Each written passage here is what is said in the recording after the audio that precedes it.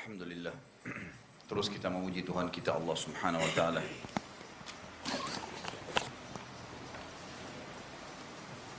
Zat yang maha hidup berdiri sendiri dan juga zat yang maha adil, maha bijaksana yang menciptakan semua yang di langit, semua yang di bumi dan semua yang di kedalaman lautan.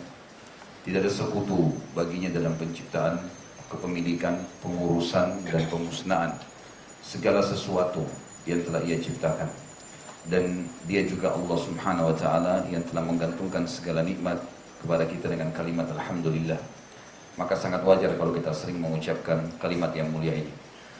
Juga kita panjatkan salam hormat kita pada satu-satunya manusia terbaik, paling sempurna, pemimpin para nabi dan anak Adam pada hari kiamat, Nabi Muhammad SAW, sebagaimana Allah dan malaikatnya telah memberikan salam kepada beliau. Melanjutkan bahasan sirah kita, dan semoga Allah berkahi bahasan ini.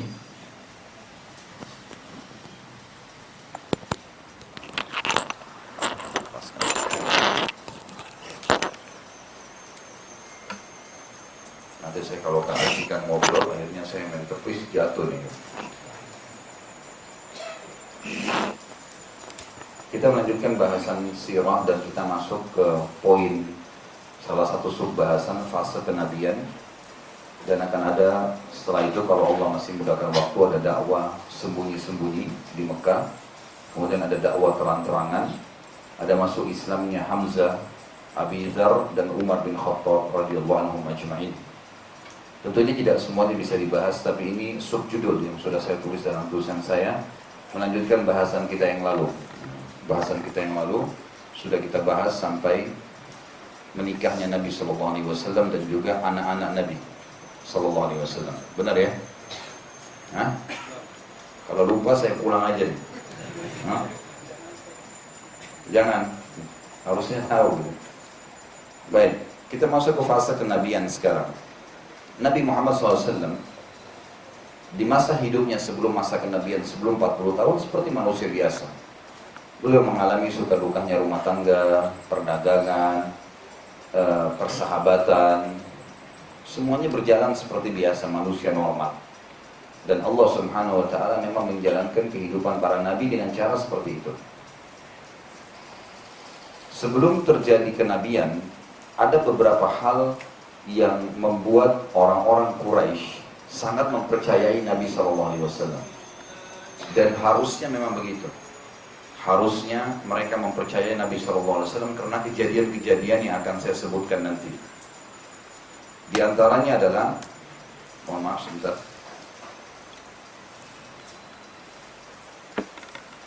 Di antaranya adalah Ka'bah pernah direnovasi oleh orang-orang Quraisy.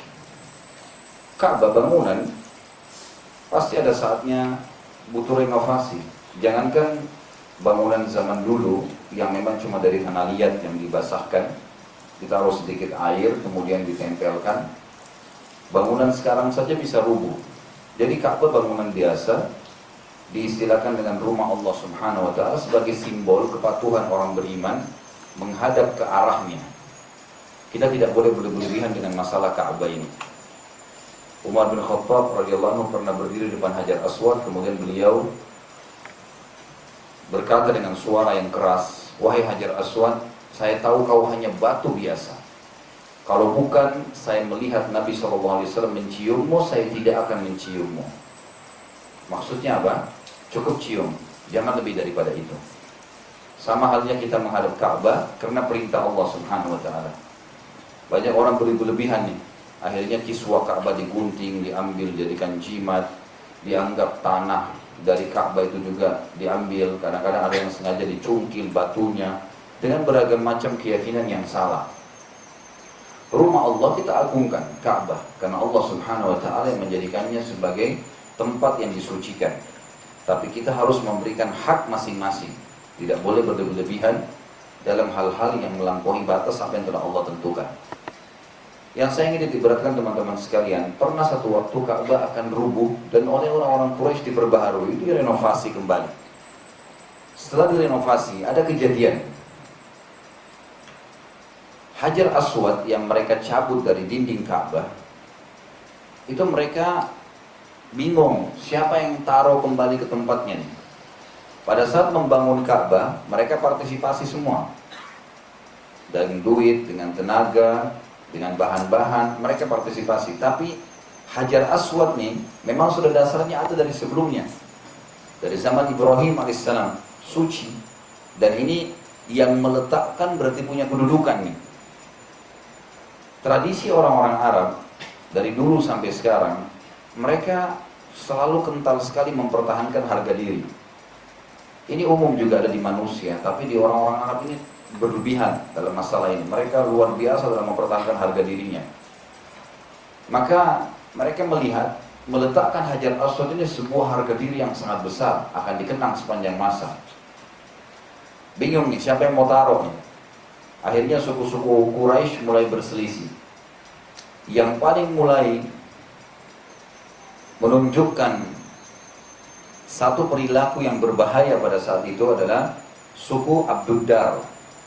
Suku Abduddar salah satu suku kakek Nabi SAW, cabang dari suku Quraisy. Mereka tiba-tiba saja mendatangkan sebuah ember. Ember itu diisi dengan darah domba yang mereka sembelih, penuh dengan darah. Kemudian anak-anak mudanya dan prajurit-prajuritnya mencelupkan telapak tangan mereka di darah tersebut, kemudian mengangkat sambil berkata, kalau ada yang meletakkan Hajar Aswad selain kami, maka pertumpahan darah terjadi. Kenapa suku Abduddar mengklaim dirinya lebih berhak? Karena memang selama ini mereka yang bertanggung jawab terhadap Ka'bah. Selama ini di Mekah, yang bertanggung jawab memegang kuncinya Ka'bah, merawat Ka'bah, memang suku Abduddar. Tapi karena sudah kelihatan suku-suku Quraisy ini kayaknya mereka mau berebut nih siapa yang taruh Hajar Aswad. Maka Abduddar, suku Abduddar lebih dulu melakukan perbuatan tersebut. Melihat kejadian tadi, suku Arab Quraisy yang lain bernama suku Makhzum melakukan hal yang sama. Mereka datangkan sebuah ember wadah diisi darah domba. Mereka celupkan telapak tangan mereka, anak-anak mudanya dan prajurit-prajuritnya lalu mengangkat tangan mengatakan, kalau ada selain demi Allah, kalau ada selain kami yang meletakkan Hajar Aswad, maka akan terjadi pertumpahan darah. Datang lagi suku yang lain, suku Adi bin Ka'ab. Adi bin Ka'ab ini sukunya Umar bin Khattab. Ini terkenal dengan prajurit-prajurit perangnya Mekah. Maka mereka melakukan juga hal yang sama. Dan hampir semua suku-suku Arab akhirnya melakukan hal yang sama. Karena ini dianggap tantangan nih. Sudah mulai ribut. Masing-masing membentuk pasukan. Pokoknya kalau ada yang mau menaruh Hajar Aswad harus bertanding dulu. Rebutan. Melihat situasi yang berbahaya ini, maka salah satu tokoh Quraisy yang waktu itu umurnya sudah mencapai 120 tahun, namanya Abu Umayyah bin Mughirah. Abu Umayyah bin Mughirah ini dituakan. Dia selalu bijaksana, kalau ada masalah-masalah berat dia yang pecahin gitu. Dia bergegas mengambil langkah pada saat itu untuk meredam agar jangan sampai orang-orang Quraisy ini hilang. Jadi kalau perang-perangan ini saling bunuh-membunuh, nanti tinggal berapa orang saja nih. Dan akhirnya jadi banyak janda, jadi banyak anak-anak yang yatim. Maka dia pun tiba-tiba naik di atas sebuah batu yang tinggi lalu teriak dengan suara keras berkata, wahai kaumku, untuk apa kalian saling membunuh? Bila kalian saling membunuh, siapa yang akan tersisa di Mekah nanti? Siapa yang akan tersisa di Mekah? Kalian semua adalah pemuka Mekah. Saya sarankan agar kalian memilih seorang hakim yang akan menjadi penengah di antara kalian. Maka para tokoh Quraisy pun keluar dari setiap suku, pimpinannya lalu berkata kepada Abu Umayyah, kira-kira menurut kamu, siapa yang paling layak kita jadikan sebagai hakim? Dari suku mana? Ini suku semua sudah bersaing. Harus ada orang yang bisa diterima oleh semua suku di Mekah ini. Dan dia tidak pro dengan suku manapun. Maka Umayyah tiba-tiba mengeluarkan sebuah instruksi yang unik pada saat itu. Ini cuma tebak-tebak saja. Tapi dengan hikmah Allah terjadi. Umayyah bilang begini saja. Ini pintu gerbang Mekah nih. Namanya pintu Bani Syaibah. Siapapun yang masuk pertama dari pintu ini, setelah kita sepakati, kita sepakat akan memilih hakim. Siapapun yang masuk pertama kali setelah kesepakatan, kita anggap dia sebagai hakim. Dan kita harus sepakat. Siapapun dia, dari suku manapun. Maka mereka bilang, baiklah kalau begitu, kita tunggu. Akhirnya kepala-kepala suku duduk melingkar, di tengah-tengah mereka Abu Umayyah, suku-suku mereka semua di belakang mereka, menunggu menghadap ke arah pintu Bani Syaibah. Subhanallah, dengan hikmah Allah yang masuk dari pintu itu Nabi Muhammad SAW. Waktu Nabi SAW masuk, serentak satu Mekah itu, dari orang-orang prajurit-prajuritnya tadi, anggota-anggota suku dan kepala-kepala suku teriak serentak tanpa mereka sadari mengatakan as-sadiqul amin, as-sadiqul amin radina. Orang yang dapat terpercaya, orang yang dapat terpercaya atau orang yang terpercaya, maka kami sudah ridha. Semua sepakat. Maka Nabi Muhammad SAW pun didatangi oleh mereka, lalu mereka mengatakan, wahai Muhammad, telah terjadi begini dan begitu. Bagaimana saran kamu? Maka Nabi SAW membuka jubah beliau yang beliau pakai, lalu beliau letakkan di tanah jubah itu. Lalu Nabi SAW berkata, mana Hajar Aswadnya? Ditunjuklah. Nabi SAW meminta agar kain tersebut diangkat menuju ke Hajar Aswad, jubah beliau, dan setiap kepala suku memegang sisih kain itu. Kainnya Nabi SAW juga cukup besar, bisa memuat sampai belasan orang kalau cuma satu telapak tangan yang memegang satu sisi. Maka mereka membuat lingkaran mengelilingi kain tersebut, jubah tersebut, semuanya pegang. Maka semua kepala suku megang kain tersebut menuju ke tempat Hajar Aswad yang diletakkan di sekitar Ka'bah. Pada saat mereka tiba membawa kain itu, dipegang semua sudutnya, maka Nabi SAW mengangkat Hajar Aswad tadi dengan tangan beliau SAW dan diletakkan di atas kain. Lalu Nabi SAW mengatakan, bawalah secara rame-rame menuju ke Ka'bah. Maka semuanya punya andil berarti kan, diangkat. Begitu tiba di dekat Ka'bah, maka Nabi SAW yang mengangkat sendiri Hajar Aswad dan meletakkan di tempatnya. Setelah terjadi itu, satu kota Mekah tidak jadi berperang. Dan tersebar berita kalau Muhammad telah menyatukan suku Quraisy. Ini termasuk kejadian yang luar biasa karena kesaksian mereka sepakat kalau ini adalah orang yang paling terpercaya. Semuanya sepakat, suku manapun dari cabang-cabang suku Quraisy ini. Dari kejadian ini ulama mengatakan bisa disimpulkan dua poin besar. Yang pertama, bagaimana Nabi Muhammad SAW sangat dipercaya dan dikagumi oleh seluruh orang-orang Quraisy tanpa terkecuali, dan pengakuan mereka tentang kejujuran Nabi Muhammad SAW.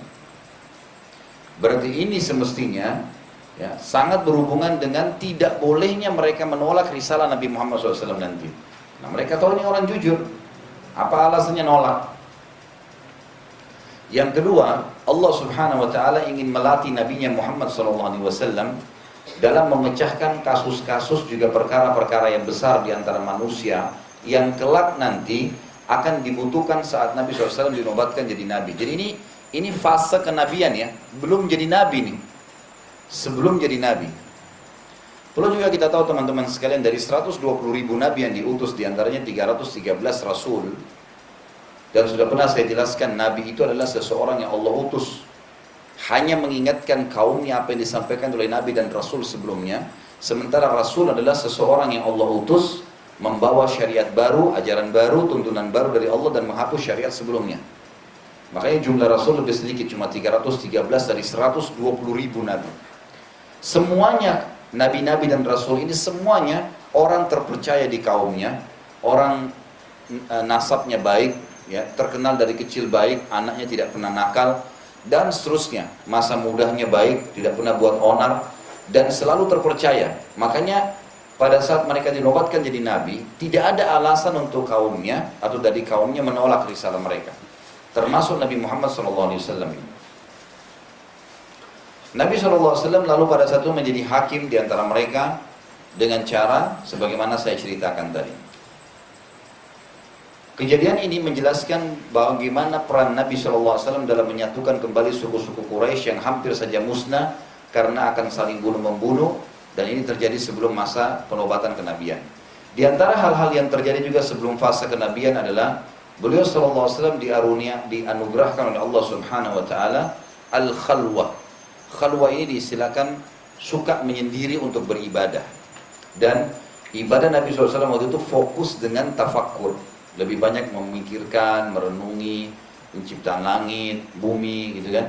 Beliau sering pergi ke lapangan yang luas sambil membawa gembalaan domba beliau. Kemudian kadang-kadang beliau pergi ke gunung gitu. Setiap tahun tepatnya pada bulan Ramadan secara khusus, Ramadan waktu itu belum disyariatkan apa-apa karena Ramadan itu perintah puasanya di tahun 2 Hijriah. Setelah hijrah Nabi SAW ke Madinah. Di Mekah belum ada perintah puasa Ramadan. Ya. Sebelum perang Badar ada perintah puasa Ramadan. Makanya waktu para sahabat berperang, perang Badar di tahun 2 Hijriah di bulan Ramadan, itu puasa pertama bagi mereka. Makanya mereka sambil jihad sambil puasa. Tapi di bulan Ramadan ini Allah Subhanahu wa taala tanamkan dalam hati Rasulnya Muhammad SAW perasaan suka sekali menyendiri. Dan beliau SAW paling gemar pergi ke Gua Hira.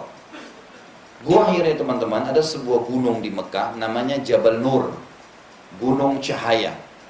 Dan dinamakan Jabal Nur justru setelah kejadian penerimaan wahyu pertama oleh Nabi SAW dari Jibril alaihissalam.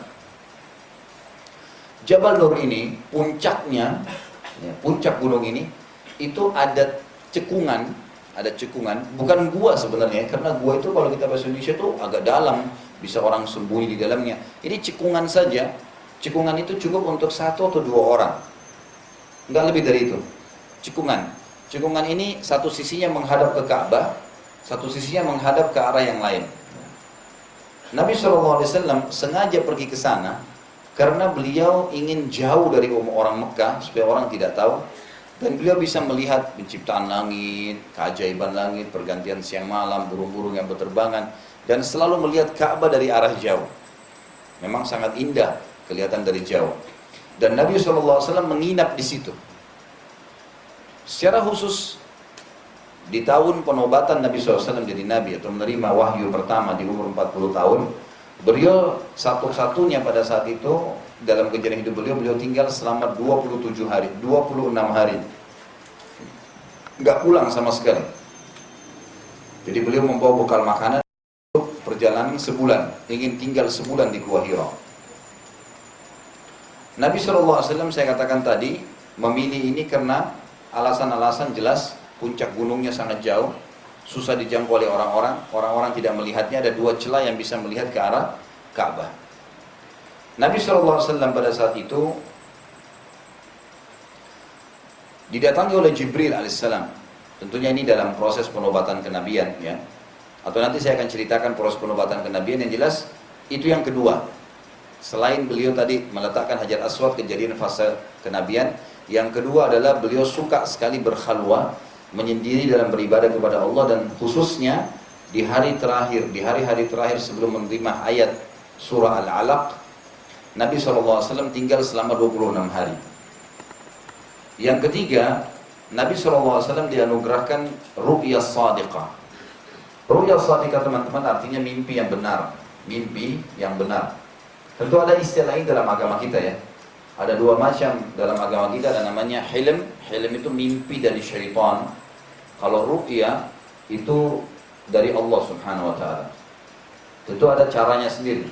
Kalau seseorang itu dalam kondisi ketaatan kepada Allah Subhanahu wa taala, berzikir sebelum tidur, tidak tengkurap, dia balik sisi kanan, kemudian dia mimpi, maka umumnya mimpinya datang dari Allah Subhanahu wa taala, namanya ru'yah shadiqah. Ini sesuai dengan hadis Bukhari, kata Nabi SAW, sesungguhnya ru'yah shadiqah dari seorang mukmin, mimpi yang benar dapat dipercaya dari seorang mukmin adalah bagian daripada kemujizatan kenabian. Nabi SAW sering diperlihatkan mimpi, dan beliau mimpi ini selalu melihat keajaiban-keajaiban, seperti melihat matahari terbit, beliau melihat fenomena pergantian siang malam, gitu ya. Dan dari mimpi inilah beliau terdongkrak secara kejiwaan untuk datang ke Gua Hira, sehingga lebih mengikuti apa yang dia lihat dalam mimpinya. Tentu ini mimpi, ada hadis Nabi SAW, mimpi yang benar, itu juga salah satu dari 63 bagian kemujizatan kenabian. Kita pun bisa mendapatkan ini. Karena orang-orang beriman, teman-teman sekalian, kalau antum menjaga komitmen, menjaga ibadah kepada Allah, misal gini, kita jaga ibadah itu semaksimal mungkin. Coba praktek misalnya dari malam ini seminggu ke depan, tinggalkan semua pintu-pintu keran-keran kemaksiatan. Nggak dengar musik, nggak lihat yang haram, Pokoknya makanan pun kita hati-hati sekali, jangan sampai makan makanan dari uang-uang yang haram. Semuanya ditutup, semuanya yang baik dan yang halal dinikmatin. Diperintahkan azan on time, ada orang miskin sedekah, baca Quran setiap hari 1 lembar lah, gitu kan. Zikir pagi sore nggak ketinggalan, ada orang tua dibakti, lakukan perbuatan terbaik. Maka kita akan rasakan nanti keimanan kita naik. Kalau ini komitmen kita jaga, keran kemaksiatan ditutup, dan akhirnya ketaatan kita naikkan, tingkatkan, nanti antum akan mendapatkan ada tahapan-tahapan keimanan. Seperti misalnya munculnya firasatul mu'min. Di dalam sebuah hadis yang sahih kata Nabi SAW, sesungguhnya orang mukmin memiliki firasat yang benar. Firasat ini dia tahu kalau orang itu akan berbuat baik kepadanya atau orang ini akan berbuat buruk. Itu muncul. Allah Subhanahu wa ta'ala memberikan kepekaan dalam dirinya. Kalau dia tetap komitmen, dia jaga lagi terus, maka dia akan pindah pada tingkat setelahnya, namanya ru'ya shadiqah ini. Dia akan sering mimpi yang baik-baik, seperti misalnya kalau mau umroh dia lihat Ka'bah, kemudian dia mau ketemu sama orang tuanya, dia mimpi orang tuanya datang. Sering apa yang akan terjadi nanti Allah perlihatkan sama dia. Ini ru'ya shadiqah, datang kepada orang-orang yang takwa kepada Allah Subhanahu wa ta'ala. Makanya dikatakan mimpi yang benar adalah cabang dari 63 dari cabang-cabang kemukjizatan atau mukjizat kenabian. Ini tentu ada bahasan sendiri dan Anda bisa beli, ada buku tulisan Ibnu Sirin, Muhammad bin Sirin. Muhammad bin Sirin salah satu ulama tabi'in yang terkenal ya. Di Indonesia kan bukunya sekarang ada ensiklopedia mimpi. Bisa dibaca di situ, bukunya cukup tebal berwarna hitam, tapi saya lupa penerbitnya. Tapi saya punya di rumah kebetulan, dan itu bagus bukunya, seperti kamus mimpi. Di situ di awal-awal dijelaskan bagaimana membedakan antara ru'ya shadiqah dan juga hilm dari syaitan dan dari Allah SWT dan dari syaitan. Kemudian ada mimpi begini, nanti ada misalnya mimpi binatang apa, nanti akan ada takwilnya, disampaikan takwilnya. Hanya saja yang perlu antum ketahui, kalau lagi mimpi jangan ceritakan kepada sembarang orang. Karena kata Nabi SAW, takwil mimpi akan terjadi sesuai dengan perkataan orang yang diceritakan. Jadi nggak boleh sembarangan, harus ahlinya. Karena kapan dia iseng, dia mengatakan, oh itu berarti kau akan begini, itu bisa terjadi seperti apa yang dia ucapkan. Makanya tidak boleh sembarangan kita menceritakan kepada orang. Baik, itu kejadian, 3 kejadian fase kenabian. Sebelum dinobatkan Nabi Muhammad SAW jadi Nabi. Peletakan Hajar Aswad. Terus apa lagi tadi? Hah? Khalwat. Ya, khalwa. Khalwa itu berarti menyendiri, bentuk beribadah di Gua Hira, dan yang ketiga ru'ya shadiqah. Kita masuk sekarang ke proses penobatan kenabian. Bagaimana penobatan kenabian Nabi Muhammad SAW? Setelah melalui 26 hari di Gua Hira, berarti malamnya sudah masuk malam 27. Malam 27.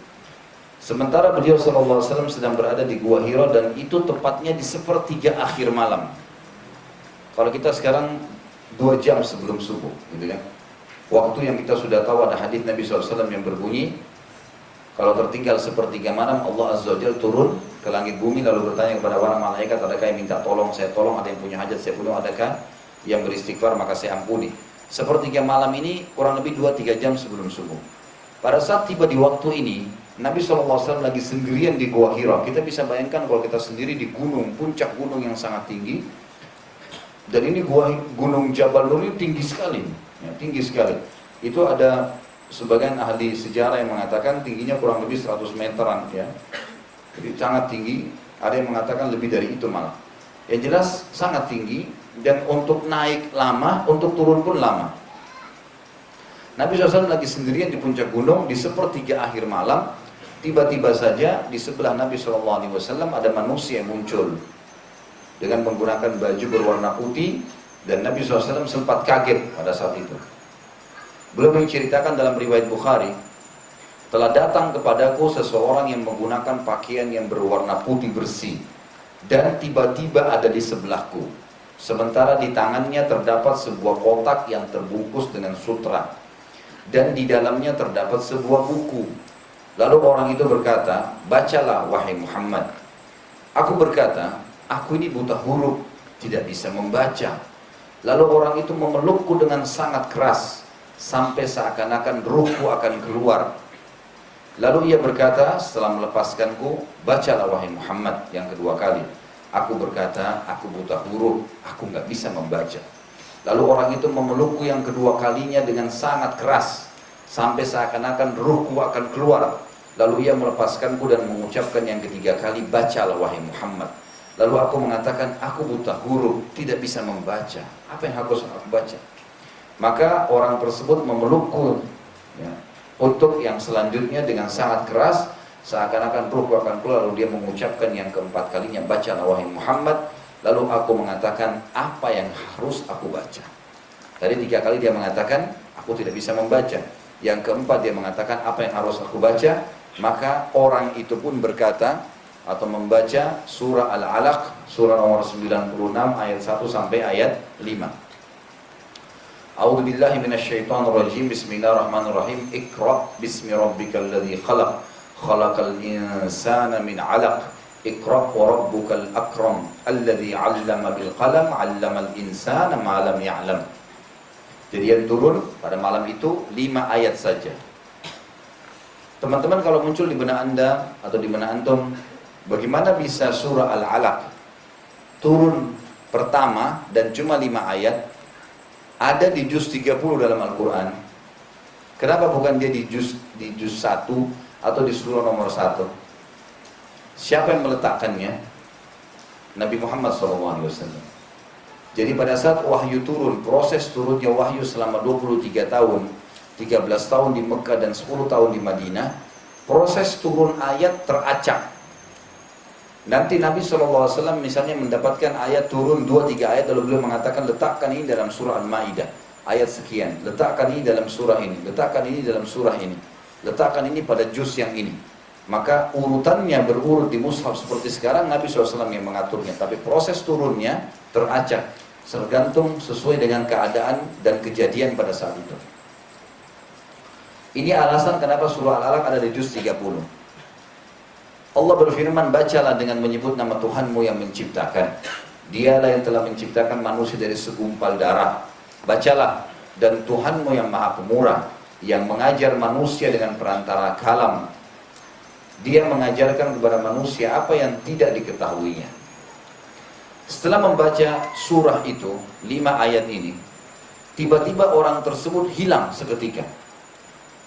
Nabi SAW bilang kejadian tersebut, takut, fitrahnya manusia. Di tengah gunung, di atas gunung sendirian, di sepertiga malam, orang ini tiba-tiba muncul, tidak tahu dari mana, tiba-tiba juga hilang. Maka ini membuat Nabi SAW sempat merasa ketakutan, dan beliau pun bergegas turun dari gunung Jabal Nur. Cukup lama.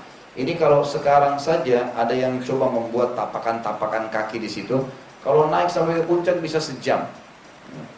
Zaman Nabi SAW belum ada tapakan kaki, maka mungkin lebih lama daripada itu. Beliau SAW cepat bergegas turun untuk pulang ke rumahnya, mau menyampaikan kepada Khadijah tentang kejadian ini. Karena sudah 26 hari beliau tidak pulang memang. Pada malam itu Khadijah pun merasa gelisah, takut ada sesuatu terjadi pada suaminya tidak seperti biasa. Dia pun menyuruh Maisarah, salah satu pembantunya, untuk melihat Nabi SAW. Tapi Maisarah tidak bertemu dengan Nabi SAW, tidak berpapasan. Maisarah naik ke atas gunung, Nabi SAW turun dari sisi yang lain. Begitu Nabi SAW turun dan tiba di lapangan yang luas, sementara waktu itu matahari sudah mulai sedikit menerangi langit, belum terbit tapi langit sudah terang. Maka Nabi SAW pada saat berada di tempat yang terbuka, tiba-tiba saja kata Nabi, aku mengangkat kepalaku ke langit. Jadi pada saat sudah turun jalan, tiba-tiba ada keinginan mengangkat kepala ke langit. Maka ternyata di sana ada Jibril alaihissalam yang telah datang dengan poster aslinya sebagai malaikat. Dimanapun aku memandangkan arah pandanganku, ke timur, ke barat, ke utara, ke selatan, semua langit ini dipenuhi oleh badan Jibril. Dan Allah mengaruniai Jibril 600 ekor sayap, yang kalau satu sayapnya dikebaskan bumi ini, maka akan hancur bumi ini. Ini dalam riwayat Bukhari disebutkan begitu. Lalu kata Nabi SAW, Jibril tiba-tiba berkata dengan suara yang menggema di langit, wahai Muhammad, engkau adalah utusan Allah dan aku adalah Jibril. Wahai Muhammad, engkau adalah utusan Allah dan aku Jibril. Wahai Muhammad, engkau adalah utusan Allah dan aku Jibril. 3 kali. Lalu tiba-tiba Jibril AS hilang. Hilang lagi. Makhluk yang sangat besar tadi memenuhi langit tiba-tiba hilang. Suaranya pun hilang. Nabi SAW pada saat itu merasa ketakutan sekali. Namun sebelum saya lanjutkan kisah tentang bagaimana Nabi SAW dalam proses takutnya dan pulang ke rumahnya bertemu dengan istrinya, perlu kita tahu bahwasanya Nabi SAW ini memang sempat diperlihatkan oleh Allah Subhanahu Wa Taala poster asli Jibril di beberapa keadaan. Yang pertama tadi pada saat menerima ungkapan, Hai Muhammad, kau adalah utusan Allah, kau adalah Jibril. Yang kedua tentunya Jibril AS juga sempat dilihat pada saat Nabi SAW menuju ke Sidratul Muntaha untuk menerima perintah sholat. Nanti akan kita bahas itu di kasus Isra dan Mi'raj. Tapi ada surah An-Najm, saya bacakan dulu yang menjelaskan masalah pertemuan Nabi SAW dengan Jibril dan Jibril dengan poster aslinya. Tentu Jibril AS juga pernah datang dalam poster manusia, seperti kasus tadi pertama kali datang di Gua Hira, dan nanti juga hampir setiap kali membawa wahyu Nabi SAW, Jibril AS seringkali mendatangi Nabi SAW dengan poster manusia. Terutama pada saat fase Madinah, maka seringkali Jibril datang dalam poster Ukasha, Dihya al-Qalbi radhiyallahu anhu. Nanti akan lebih jelas dalam banyak keterangan Nabi SAW.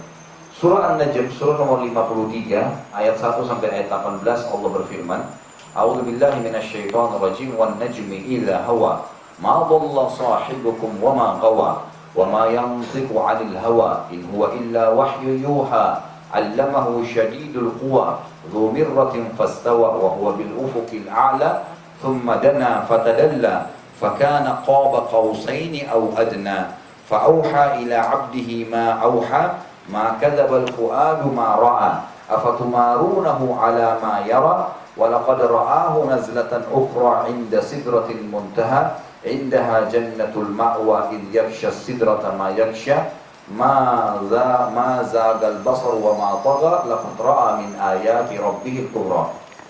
Demi bintang ketika terbenam, karena Allah menghilangkannya dan menerbenamkannya, kawan kalian Muhammad tidak sesat dan juga tidak keliru, dan tidak ada yang diucapkannya Al-Quran menurut kemauan hawa nafsunya.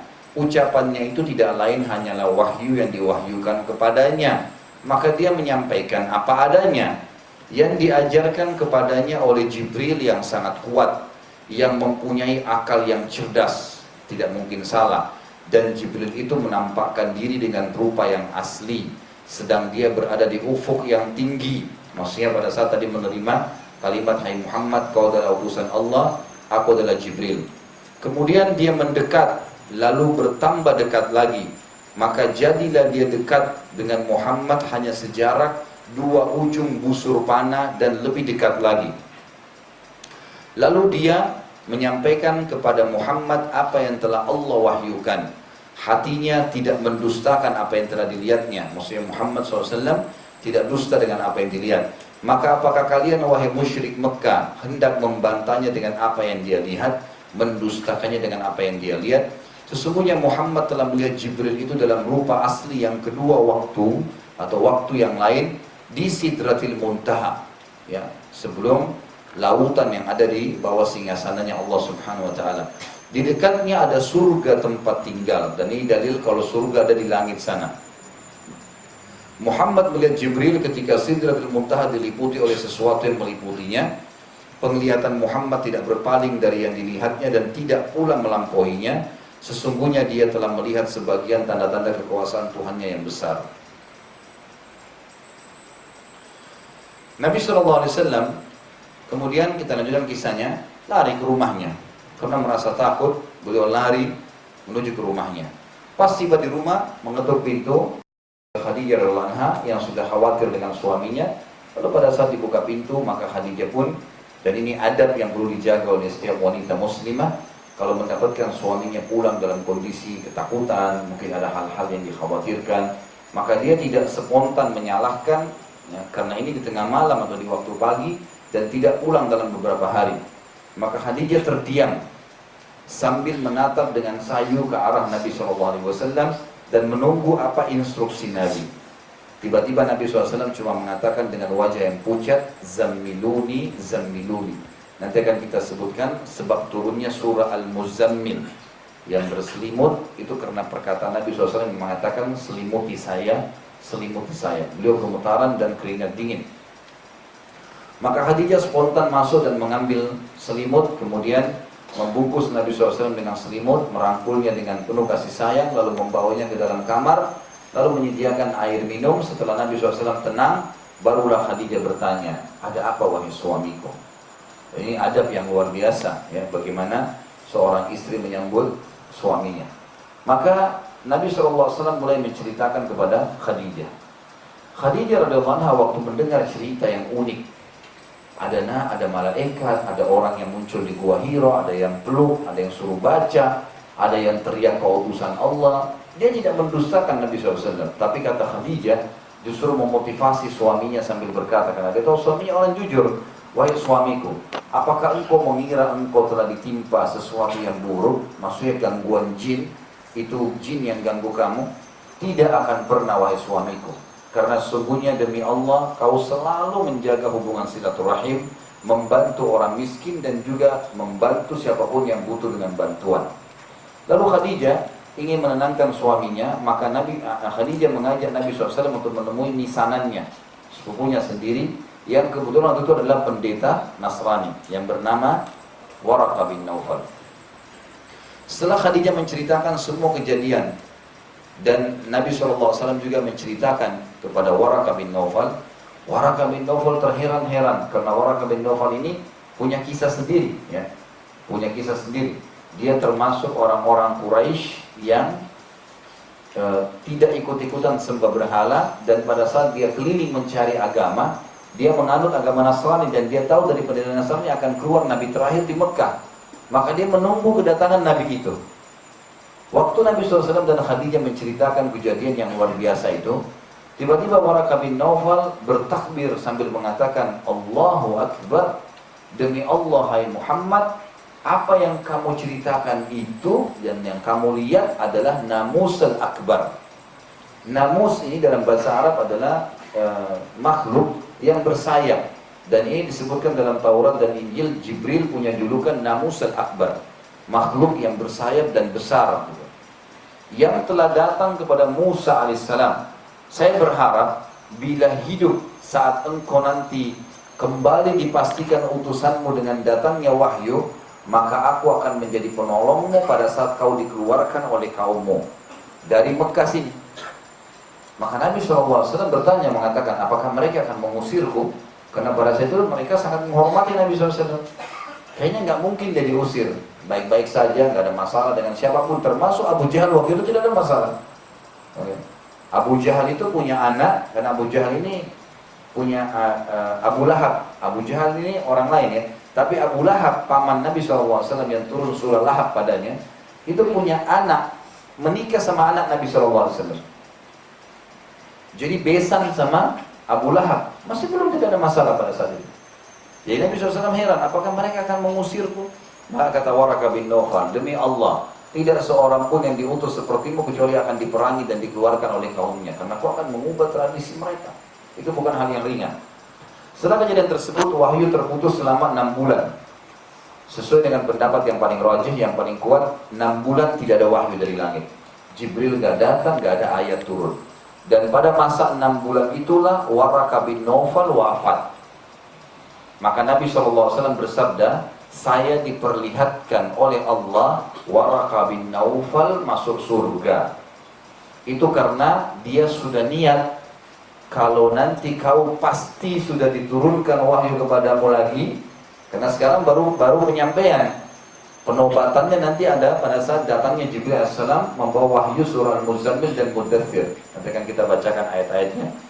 Maka Waraqah bin Naufal sudah mengatakan, karena dia mengatakan itu mengikrarkan, maka Allah Subhanahu wa taala menerima niatnya dan akhirnya Waraqah bin Naufal masuk surga gara-gara itu. Ada pelajaran di sini teman-teman sekalian, kenapa Allah Azza wa Jalla memberhentikan wahyu 6 bulan. 6 bulan ini bukan waktu yang sedikit, ya. Antum kalau lagi kuliah, berhenti 6 bulan itu, jadi malas kuliah lagi setelah itu. Ini waktu yang lama.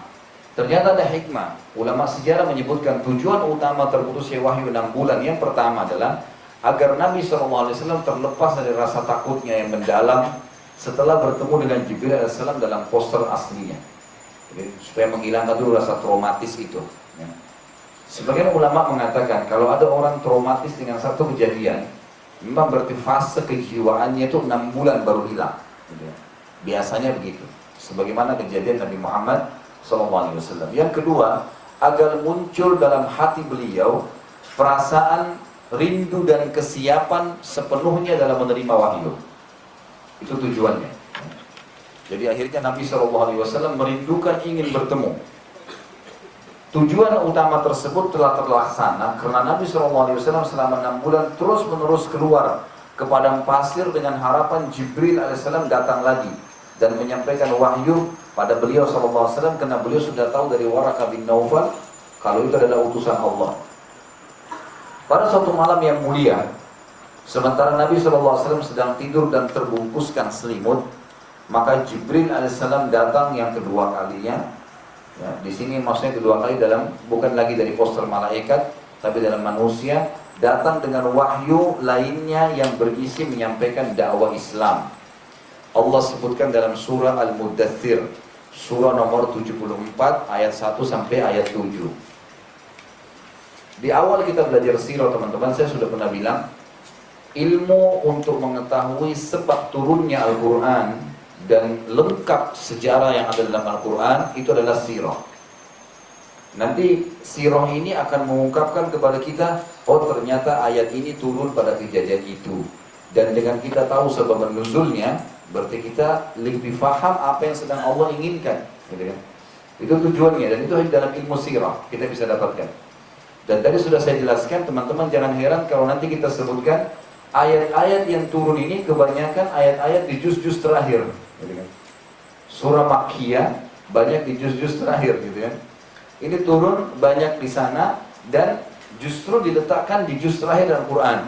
Sementara ayat-ayat Madaniyah banyak ditulis di awal-awal Al-Quran. Surah Al-Muddathir, surah nomor 74. Padahal dia turun, surah kedua turun setelah surah Al-Alaq. A'udzubillahi minasyaitonirrajim. Bismillahirrahmanirrahim. Ya ayyuhal muddathir, qum fa'anzir wa rabbaka fakabbir wa thiyabaka fatahhir war rujza fahjur wa la tamnun tastakthir wa li rabbika fasbir.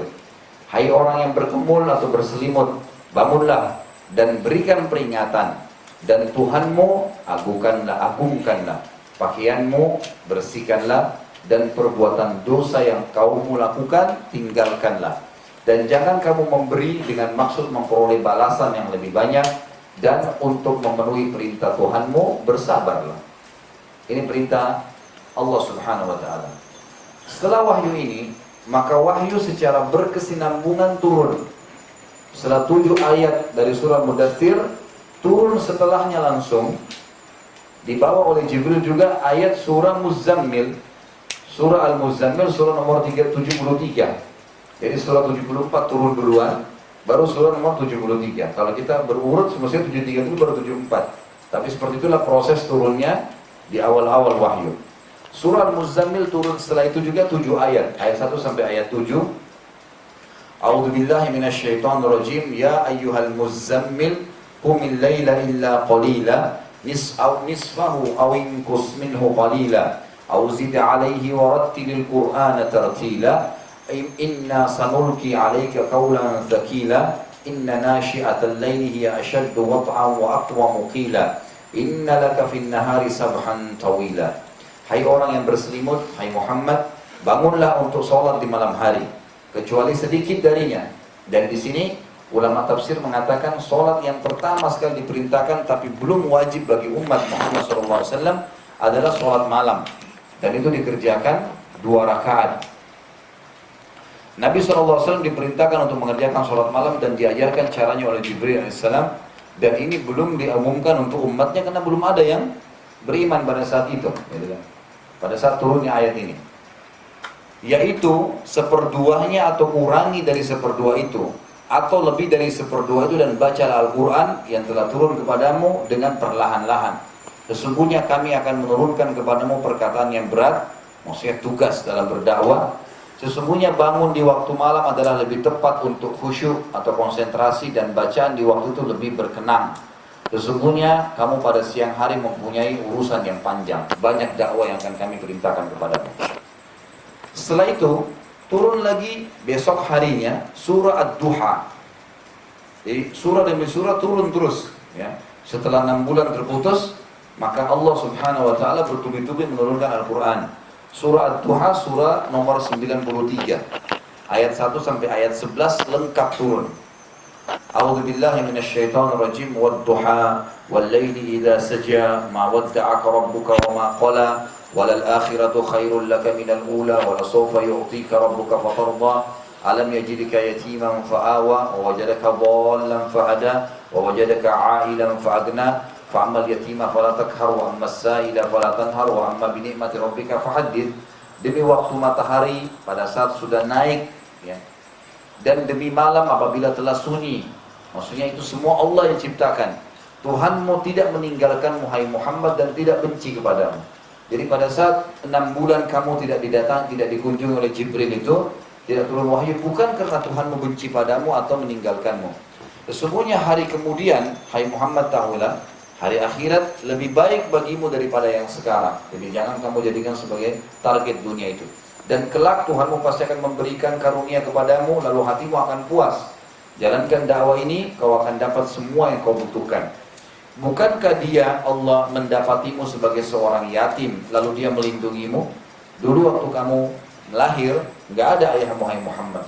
Allah melindungimu dengan cara kamu dibiarkan disusui di suku Halimah, di suku Sa'diyah, kamu dinaungi oleh pamanmu, kemudian oleh kakekmu, kemudian pamanmu. Itu Allah melindungi. Dan dia juga Allah telah mendapatimu sebagai orang yang bingung, lalu dia memberikan petunjuk. Kamu tidak tahu apa yang harus dikerjakan.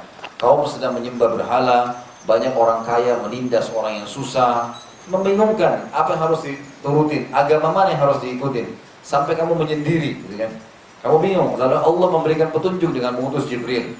Lalu dia juga mendapatimu sebagai seorang yang punya kekurangan, pekerja dengan orang, tapi pas-pasan.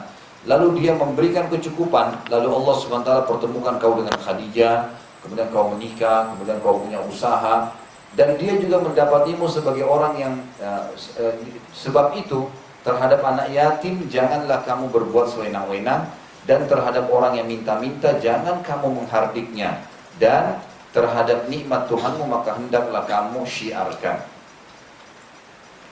Ini cerita tentang fase kenabian dan bagaimana, ya, Nabi SAW proses menerima wahyu. Kita di sini tambahkan informasi teman-teman sekalian tentang adanya beberapa orang Quraisy yang bertauhid kepada Allah. Jadi pada saat itu ada beberapa orang Quraisy yang memang unik, mereka tidak ikut-ikutan sembah berhala dan mereka bertauhid, gitu kan. Selain Nabi SAW, pada saat beliau sebelum berdakwah tauhid, ada 3 orang yang disebutkan dalam sejarah Mekah itu bertauhid kepada Allah. Yang pertama, Zaid ibn Amr bin Nufail. Zaid ibn Amr bin Nufail ini teman-teman sekalian akan saya ceritakan kisahnya unik. Ada anaknya namanya Sa'id ibn Zaid. Tahu siapa ini anaknya? Ada yang tahu? Sa'id ibn Zaid siapa? Salah satu dari 10 sahabat yang dijamin masuk surga. Ini adik iparnya Umar bin Khattab. Menikah sama Fatimah, adiknya Umar bin Khattab. Ayahnya Sa'id ini bernama Zaid ibn Amr bin Nufail. Ini memang orang ahli tauhid sebelum Nabi SAW diutus jadi Nabi. Nanti yang kita dengarkan kalau dia menjadi ahli surga. Yang kedua ada Uthman bin Talha, dan yang ketiga Waraka bin Naufal. Jadi 3 orang ini kita sebutkan kisahnya dulu. Mereka bertiga merasa terganggu dengan penyembahan berhala, maka mereka sepakat mencari orang yang paling pintar di muka bumi yang mengenal Tuhan Allah Subhanahu wa taala. Karena mereka di Mekah tahu Tuhan Allah sesuai dengan ajaran Ibrahim alaihissalam, tapi sudah rusak nih agama, sudah digonta-ganti. Mereka sudah sembah berhala, mereka makan bangkai, mereka menindas orang yang lemah. Mereka tawaf dengan telanjang, tawafnya tidak berzikir lagi tapi bersiul dan tepuk tangan, sudah kacau semuanya. Maka mereka terganggu dan mereka sepakat untuk mencari siapa orang yang paling mengenal Allah di mana selain Mekah. Utsman bin Talha dan Waraka bin Naufal sempat bertemu dengan seorang pendeta Nasrani, lalu keduanya memeluk agama tersebut. Sementara Zaid bin Amr bin Naufal mempunyai kisah tersendiri. Ini kisahnya agak unik. Setelah bertanya cukup lama tentang orang pintar di muka bumi, maka ditunjukkanlah kepada Zaid bin Amr bin Naufal seorang pendeta Yahudi. Lalu ia pun menanyakan tentang agama Yahudi, ya, ajaran Nabi Musa alaihissalam. Pendeta tersebut pun menjelaskan semua tentang agama Yahudi. Kemudian dia bilang, baiklah, saya kalau mau masuk ke agama Yahudi ini bagaimana caranya? Tiba-tiba pendeta Yahudi ini mengucapkan kalimat yang aneh nih. Dia mengatakan, kalau kau ingin menjadi Yahudi, maka kamu harus membuat Allah murka dulu padamu, baru kemudian kau bertaubat, baru bisa jadi Yahudi. Pancing dulu Allah marah, nanti kemudian kau bertobat, baru kemudian kau bisa jadi Yahudi. Kata Zaid bin Amr bin Nufail, ya, saya datang jauh-jauh dari Mekah ke negeri Syam nih menemuin kamu, jauh lari dari murkahnya Allah. Gimana caranya sekarang saya meminta murkahnya Allah? Tunjukkan kepada saya selain kamu siapa lagi yang bisa saya datangin untuk bertanya. Pendeta yang Yahudi ini menunjukkan ada pendeta Nasrani, agama yang juga mengenal Allah, datanginlah. Ditunjukkanlah seorang pendeta Nasrani, maka dia pun pergi ke sana. Pada saat tiba di pendeta Nasrani, dia katakan, apa agama Anda? Dijelaskanlah Nasrani itu begini, dijelaskan semua. Lalu setelah itu, kata Zaid bin Amr bin Nufail, saya kalau mau masuk agamamu, tanya. Dia bilang, kau harus sesat dulu. Setelah kamu sesat, domba-domba yang hilang kalau saya dikatakan. Sesat dulu, setelah itu kau taubat, baru Allah kasih petunjuk. Kata Zaid bin Amr bin Nufail, saya jauh-jauh datang dari Mekah ke sini ke negeri Syam, menemui Anda ini untuk tidak sesat. Bagaimana cara saya disuruh sesat dulu? Maka dia bilang, tunjukkan saya yang lain. Adakah cara lain untuk mengenal Allah ini? Maka pendeta itu, dan sebelumnya juga pendeta Yahudi sebenarnya sempat bilang ya, kalau kau temui pendeta Nasrani itu, kau akan temuin informasi dari dia. Tapi dia akan memberikan jawaban yang hampir mirip dengan jawaban saya. Kalau kau mau, kau ikutin agama Hanif. Agama Hanif. Lalu Zaid bin Amr bertanya kepada pendeta Yahudi, apa itu agama Hanif? Agama yang sudah lama hilang. Agamanya Ibrahim alaihissalam. Dia hanya bertauhid kepada Allah. Dia nggak pernah mengatakan Allah punya anak. Pokoknya dia hanya bertauhid pada Allah. Waktu Zaid bin Amr pergi pendeta Nasrani, dia mengatakan hal yang sama. Tidak ada lagi yang kau bisa ikutin kecuali kau berpegang pada agama Hanif, agamanya Ibrahim alaihissalam. Apa itu agama Hanif? Agama mentauhidkan Allah, mengisahkan Allah. Allah tidak punya anak, tidak punya bapa, menyembah saja begitu. Maka Zaid bin Amr kembali ke Mekah. Di tengah jalan, dia sempat diserang oleh perampok-perampok di jalan, gitu kan. Kemudian dia berkata pada saat itu, ya Allah, aku bersaksi bahwasanya aku menganut agama Ibrahim alaihissalam dan aku beragama Hanif. Tapi aku tidak tahu bagaimana menyembahmu. Maka aku akan melakukan ya dengan kalimat lisanku kalau aku ingin menyembahmu seperti yang kau inginkan. Setelah itu dia sempat ya masuk ke Mekah. Ada riwayat yang mengatakan dia terbunuh oleh orang-orang perampok tersebut. Ada riwayat yang mengatakan dia sempat masuk ke Mekah. Lolos, dia masuk ke Mekah. Riwayat yang saya sebut dalam buku saya ini, dalam tulisan saya, dia masuk lagi ke Mekah. Lalu mulailah dia mendakwahi kaumnya.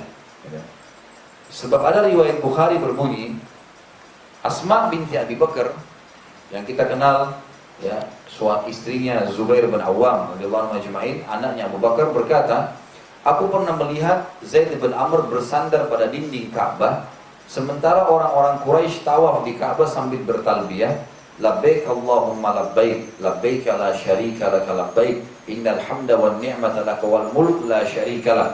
Sampai sini yang kita tahu dalam syariat Nabi Muhammad SAW, dan ini syariat Nabi-Nabi sebelumnya. Artinya, ya, aku menjawab panggilanmu ya Allah dengan baik dan santun. Aku menjawab panggilanmu, tidak ada sekutu bagimu. Sesungguhnya segala puji dan nikmat dan kerajaan hanya milikmu dan tidak ada sekutu bagimu. Sampai sini kalimat tauhid. Tapi orang-orang Quraisy menambah dengan kalimat illa syarikan huwalak tamlikuhu wa ma malak, kecuali sekutu yang kau miliki dan kau kuasai. Ini kalimat syirik nih tambahannya. Pada saat tiba di kalimat la syarikalak, sebelum tambah kalimat tambahan syirik, Zaid bin Amr mengatakan cukup, jangan ditambah. Itulah kalimat tauhid. Dia katakan begitu. Tapi kaumnya tidak mau mendengarkannya. Zaid juga melarang orang-orang Quraisy untuk menyembah selain Allah. Juga tidak boleh makan bangkai. Jadi sesuatu yang fitrah, dia sudah tahu. Bangkai itu bau, kenapa kalian makan? Pasti Allah larang. Dia juga melarang mereka menyembelih untuk patung-patung. Ya. Mereka minta-minta pada patung.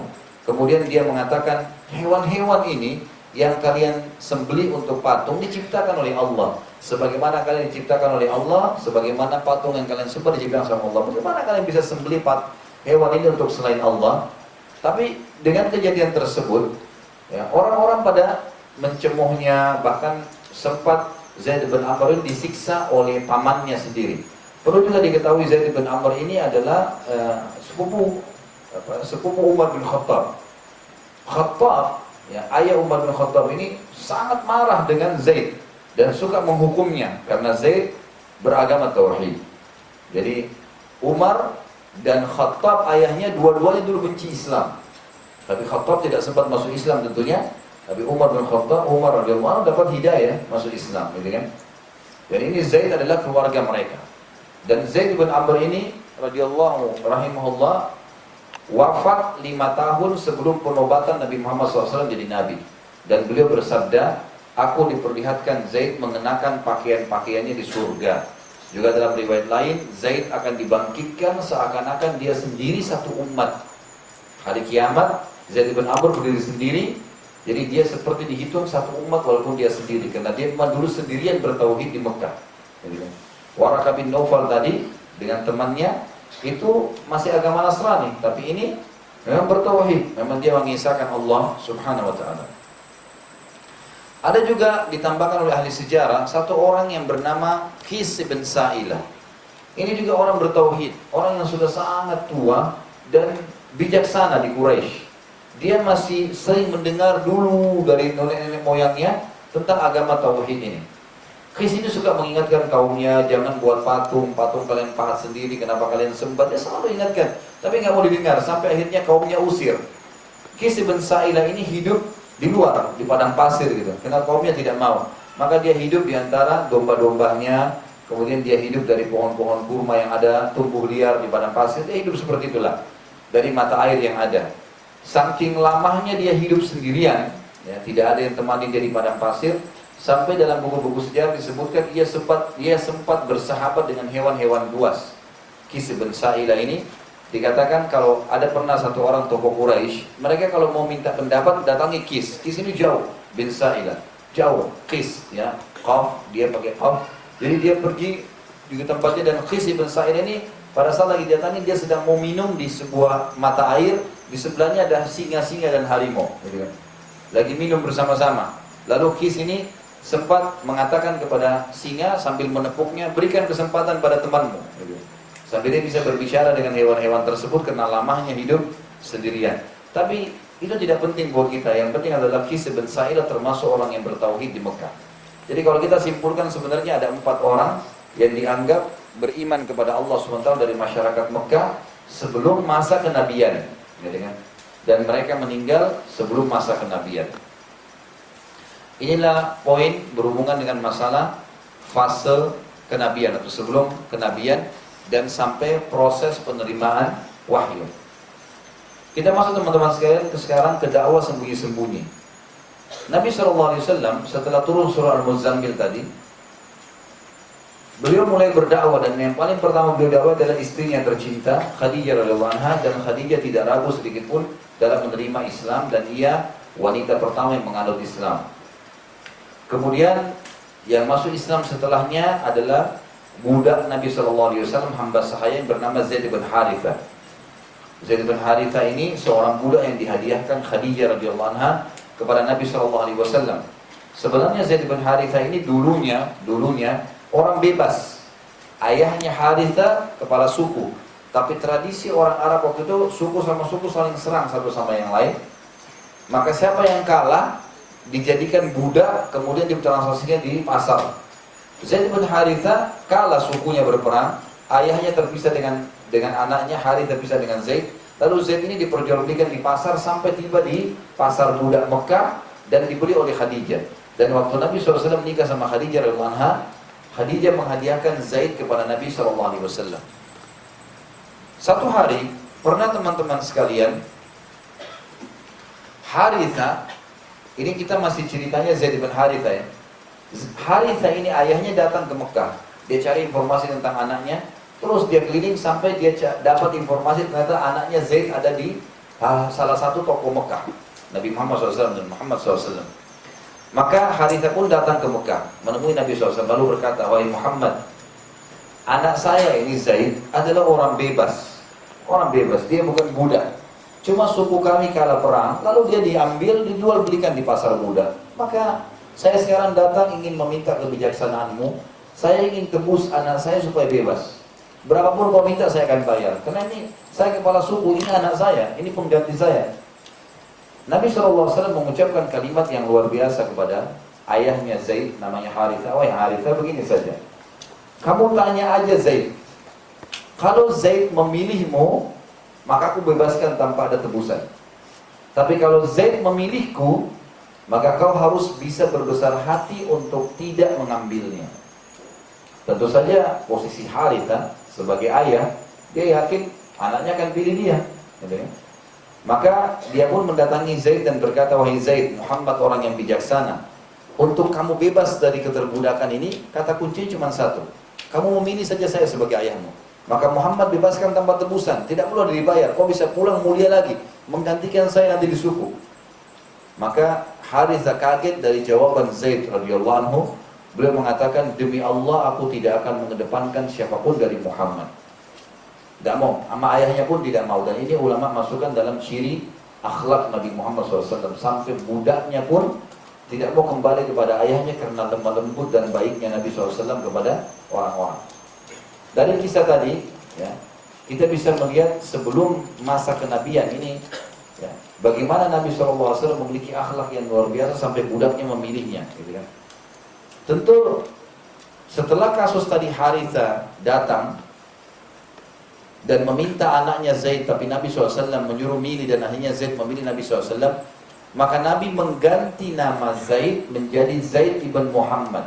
Tadinya Zaid ibn Haritha, diganti Zaid ibn Muhammad. Karena dianggap sudah jadi anaknya Nabi SAW. Sampai turun firman Allah Subhanahu wa taala surah Al-Ahzab, surah nomor 33 ayat 40. Barulah Nabi SAW kembalikan namanya Zaid ke Haritha, ibn Haritha. Tadinya Zaid ibn Muhammad.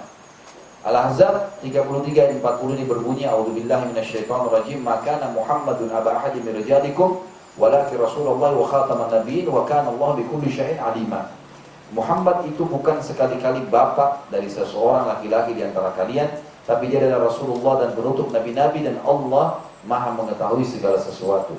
Maka setelah itu Nabi SAW mengembalikan nama Zaid dengan Zaid ibn Haritha.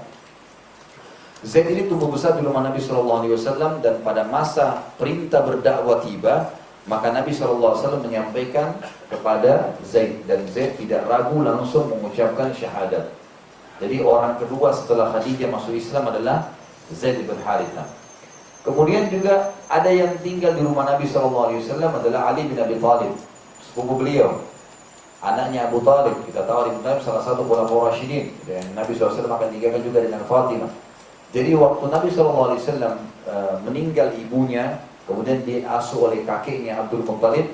Setelah Abdul Muttalib meninggal di umur 8 tahun, umur Nabi SAW 8 tahun, maka Nabi dinaungi oleh Abu Talib dari 8 tahun itu sampai menikah, sampai umur 25 tahun.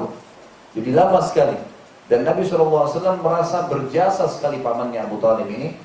Maka waktu sudah menikah dan Abu Talib ya, ditimpa kemiskinan, maka Nabi SAW mengambil Ali bin Abi Thalib untuk meringankan bebannya pamannya. Maka hiduplah Ali bin Abi Thalib tumbuh besar di rumah Nabi SAW. Ali bin Abi Thalib ini tumbuh besar di rumah Nabi SAW, ya, dan beliau radhiyallahu anhu tidak pernah ikut-ikutan sembah berhala sebagaimana ayahnya Abu Talib, dan karena tumbuh besar di rumah Nabi SAW dan terdidik dengan akhlak Nabi SAW, maka waktu Nabi SAW tawarkan Islam, langsung dia mengucapkan syahadat. Jadi Nabi SAW mulai dakwah dari orang di dalam rumahnya, istrinya, budaknya, dan juga sepupunya yang sedang di bawah naungannya. Tentu juga anak-anak Nabi SAW, yang perempuan yang hidup, Ruqayyah, Ummu Kalthum, Zainab, dan juga Fatimah. Keempatnya juga mengucapkan syahadat. Jadi semua orang di dalam rumah Nabi SAW masuk Islam. Kemudian Nabi SAW langsung menawarkan Islam kepada orang-orang terdekat, sahabat dekatnya.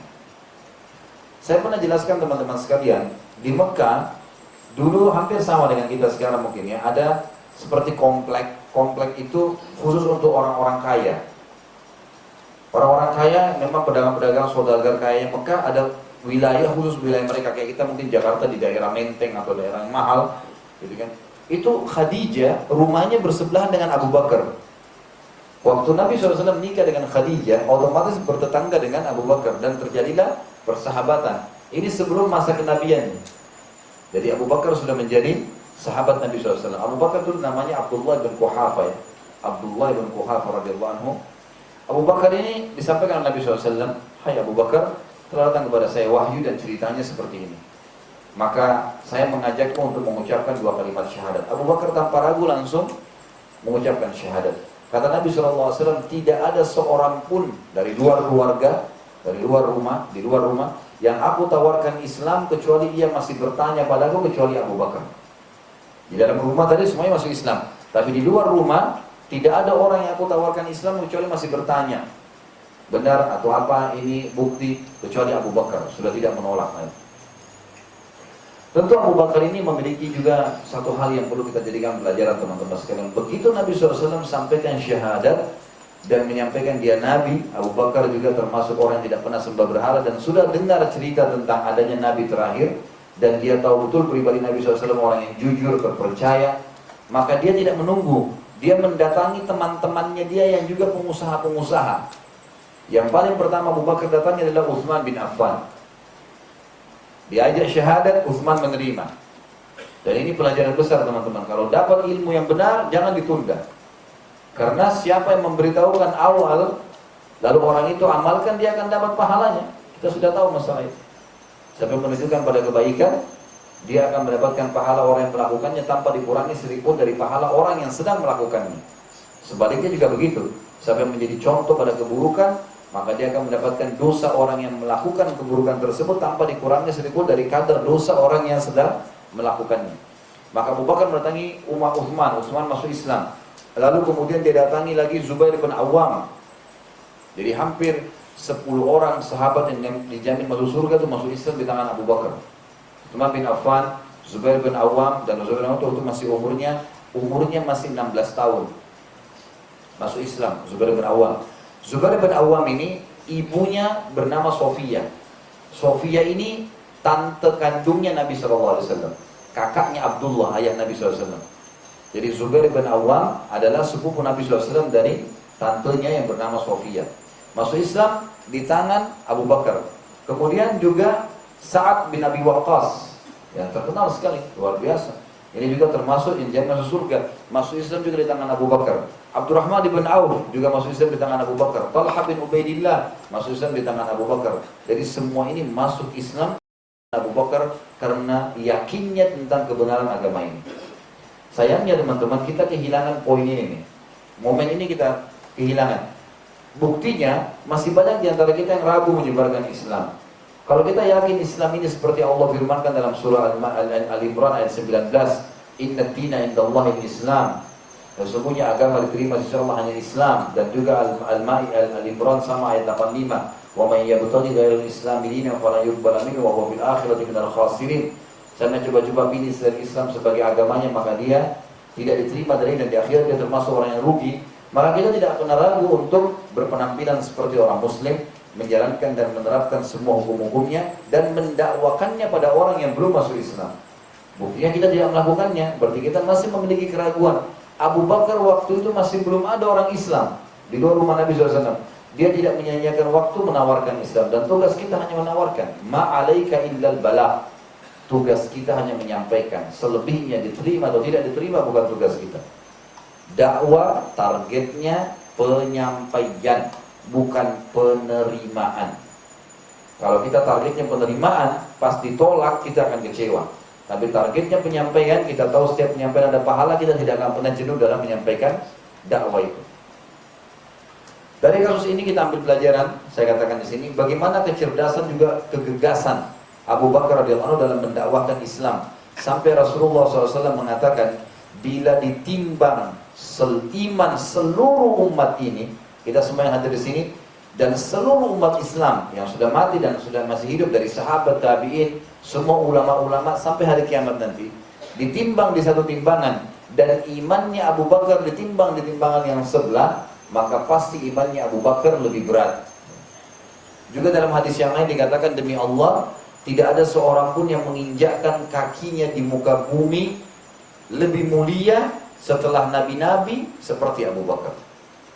Jadi dari hadis ini juga ulama sepakat mengatakan manusia paling afdal setelah para nabi-nabi adalah Abu Bakar. Jadi dari semua sahabat-sahabat nabi-nabi pun yang lain seperti sahabatnya Nabi Isa, sahabatnya Nabi Musa, tetap yang paling afdal setelah para nabi-nabi adalah Abu Bakar radhiyallahu anhu. Karena keyakinan Abu Bakar tentang kenabian Nabi Muhammad SAW tanpa ragu, juga dia langsung mendakwakan Islam, dan oleh karena itulah dia diberikan julukan As-Siddiq, orang yang jujur dan juga mempercayai dan dipercayai, yaitu istilah Siddiq.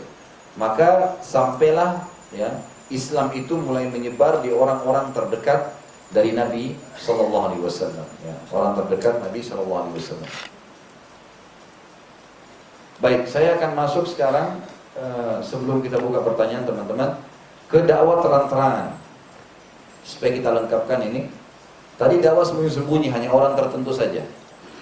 Setelah Nabi SAW mendakwakan dakwanya ke orang-orang terdekat dan mereka menerimanya, maka Nabi SAW didatangi lagi oleh Jibril dan membawa wahyu perintah untuk dakwah secara terang-terangan. Semuanya orang harus didakwai. Surah Al-Hijr turun pada saat itu, surah nomor 15 ayat 94 sampai 99. A'udzu billahi minasyaitonir rajim, fasda' bima tu'mar wa a'rid 'anil musyrikin inna kafainakal mustahzi'in alladziina yaj'aluna ma'allahi ilahan akhar fasawfa ya'lamun wa laqad na'lamu annaka yadhiqu sadruka bima yaqulun fasabbih bihamdi rabbika wa kum minas sajidin wa'bud rabbaka hatta ya'tiyakal yaqin. Maka sampaikan oleh Muhammad dakwah ini secara terang-terangan, segala apa yang telah diperintahkan kepadamu, dan berpalinglah dari orang-orang musyrik. Jangan takut sama mereka, dakwakan, sampaikan. Sesungguhnya kami memeliharamu dari kejahatan orang-orang yang mengolok-olokmu. Nanti mereka akan mengolok-olokmu, tapi kami akan menjaga kamu. Tidak bisa sama sekali mereka mengganggumu.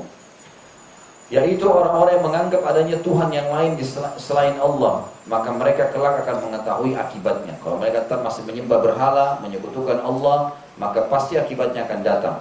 Dan kami sungguh-sungguh mengetahui bahwasanya dadamu akan menjadi sempit disebabkan apa yang mereka ucapkan. Kau akan menghadapi itu, hai Muhammad. Sabarlah, gitu kan? Maka bertasbihlah dengan memuji Tuhanmu. Kalau kau lagi dicaci maki, bertasbihlah. Dan jadilah kamu di antara orang-orang yang sujud. Perbanyak sujud, maka kau akan aman. Tidak usah peduli dengan mereka. Dan sembahlah Tuhanmu.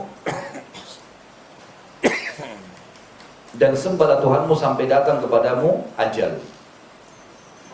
Karena ayat inilah Nabi SAW keesokan pagi, kena turun malam hari, beliau SAW tiba-tiba menaiki Bukit Abi Kubais.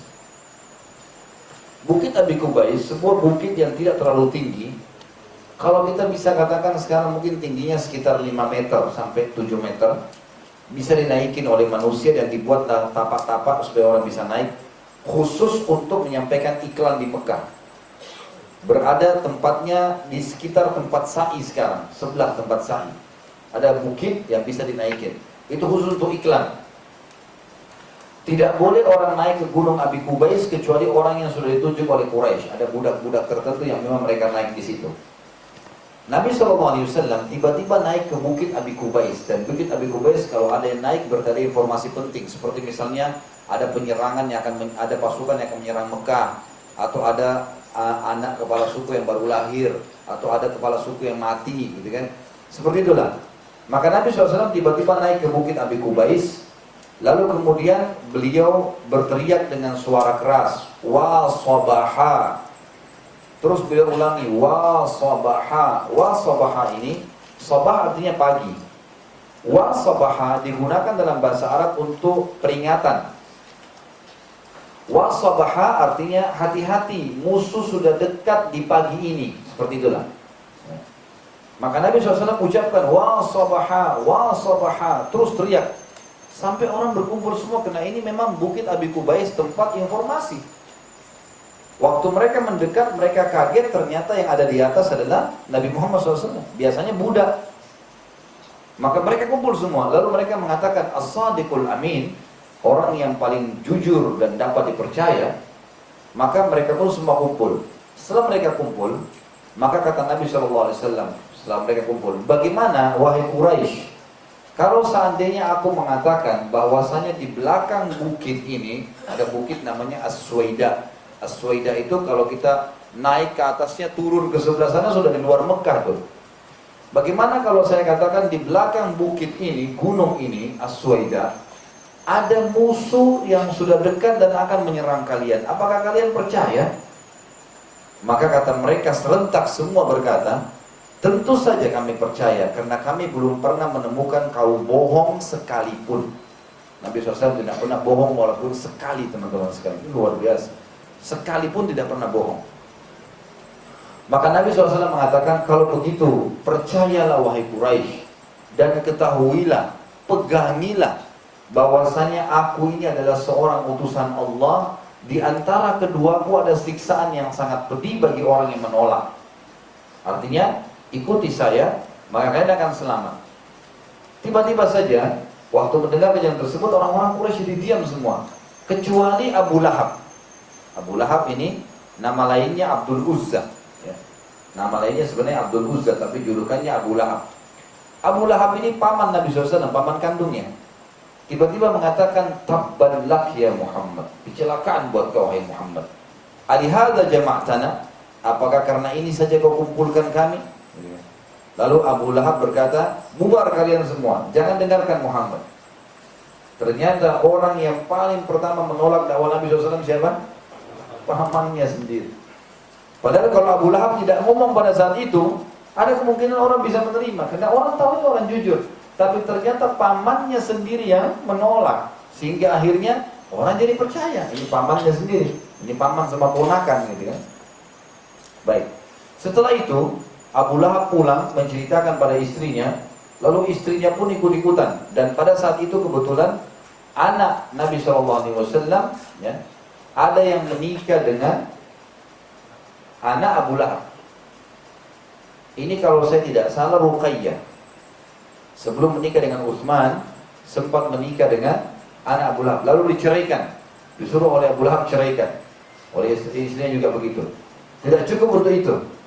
Istri Abu Lahab mengumpulkan ranting-ranting yang penuh dengan duri, lalu ditaruh di jalan-jalan yang Nabi akan lewatin SAW waktu turun dari Bukit Abi Kubais. Itu istrinya taruh ranting-ranting yang ada durinya dan disiap untuk dibakar sehingga Nabi SAW tidak bisa jalan. Ini terjadi spontan ya. Pada saat itu penolakan tanpa bertanya lebih jauh. Ini banyak orang yang seperti ini, seperti Abu Lahab, konyol, tidak bertanya, tidak apa, terjadi penolakan, dan penolakan itu frontal sekali, ya kan? Frontal sekali, tidak ada ilmu, tidak bertanya, tidak mau dengar, tidak mau cari tahu dulu, enggak. Spontan tiba-tiba ikut-ikutan, lalu mungkin buat keributan.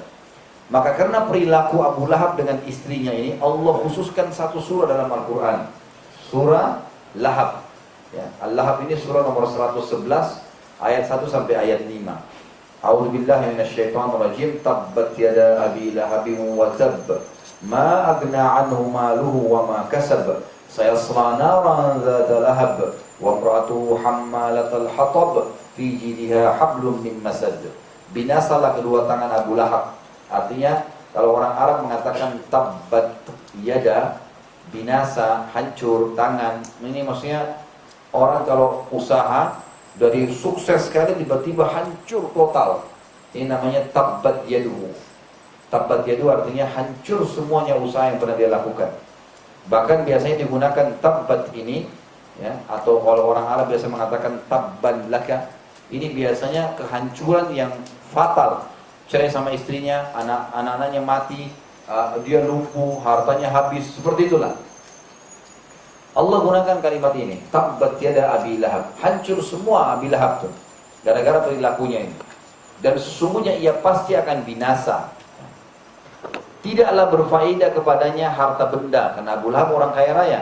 Dan apa yang telah dia usahakan, tidak ada gunanya sama sekali, akan habis percuma. Kelak dia akan masuk ke dalam api neraka. Kata sebagian ulama tafsir kalau dia tidak mau beriman. Atau makna yang lain adalah Allah memastikan memang Abu Lahab tidak mau beriman, karena dia orang pertama menolak dakwah Nabi SAW. Dan ini menandakan berarti dia yang penyebab orang-orang lain jadi ragu untuk ikut. Akhirnya dia menanggung dosa-dosa mereka. Dikatakan dia akan masuk kelak ke dalam api neraka yang bergejolak, dan begitu pula dengan istrinya yang membawa kayu-kayu bakar. Tadi yang ditaruh berduri kayu bakar, yang di lehernya ada tali dari sabut. Dia siapkan sabut itu mudah dibakar, maka dililitkan dengan ranting-ranting berduri tadi lalu dibakar dengan istri Abu Lahab ini. Turun ayat ini menjelaskan tentang perilaku buruknya Abu Lahab tadi. Nabi SAW tetap diperintahkan oleh Allah Subhanahu Wa Taala untuk mendakwai kerabatnya terang-terangan, tapi setelah menyampaikan tadi dan ada yang menolak sudah. Sekarang mulai dengan kerabat Muhammad. Turun ayat lagi surah Asy-Syu'ara. Surah nomor 26 ayat 214. A'udzu billahi minasyaitonir rajim wa anzir ashiratakal aqrabin. Satu ayat saja turun. Mulai kau berdakwah sekarang terang-terangan hai Muhammad kepada kerabat terdekatmu. Maka Nabi SAW mengumpulkan kerabatnya dari keturunan Abdul Muttalib saja dulu. Abdul Muttalib punya anak 10, ya, laki-laki, dan punya anak 4 perempuan. Jadi anaknya Abdul Muttalib pada 14. Keturunannya banyak, gitu kan? Keturunannya banyak. Maka dari keluarga saja paman-paman Nabi SAW dan tantenya dikumpulkan di rumah Nabi SAW, di rumahnya Khadijah dikumpulkan, gitu kan? Sebelum Nabi SAW bicara, waktu sudah undang makan, gini Nabi SAW mau menyampaikan tentang dakwah, ternyata Abu Lahab juga datang dalam dakwah ini, karena dia juga kerabat, dia paman kan.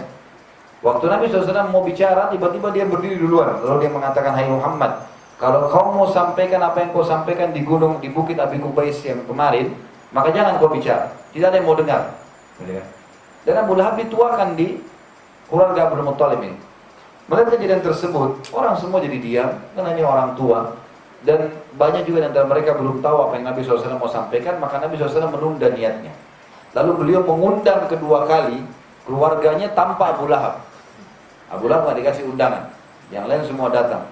Setelah makan siang, Nabi SAW menyampaikan tentang dakwanya, dan akhirnya satu persatu dari kerabat Nabi SAW masuk Islam, terutama bibinya yang bernama Sofia. Sofia tadi saya bilang ibunya Zubair bin Awam, ya, salah satu yang dijamin masuk surga. Dakwah Islam pada saat itu makin menyebar dan banyak yang memeluknya, dan yang paling banyak masuk Islam dari golongan orang-orang miskin. Seperti diantaranya Yasir dan istrinya Sumayyah. Juga anaknya Ammar. Ya, seperti pernah disebutkan dalam sebuah hadis Bukhari, waktu ini Yasir sama Sumayyah adalah budaknya Abu Lahab. Budaknya Abu Lahab. Ada beberapa riwayat mengatakan budaknya Abu Jahal, gitu kan? Yang jelas budak salah satu dari tokoh Quraisy ini. Pada saat mereka beriman kepada Nabi SAW, maka tuannya membunuh si Sumayyah dulu, ditusuk perutnya lagi hamil. Maka disebutkan Sumayyah adalah wanita pertama mati syahid dalam Islam. Kemudian Yasir mau membela, Yasir pun dibunuh, tinggal anaknya Ammar bin Yasir. Ini orang terkenal dengan kesolehannya. Waktu itu Ammar masih berumur sekitar 9-10 tahun.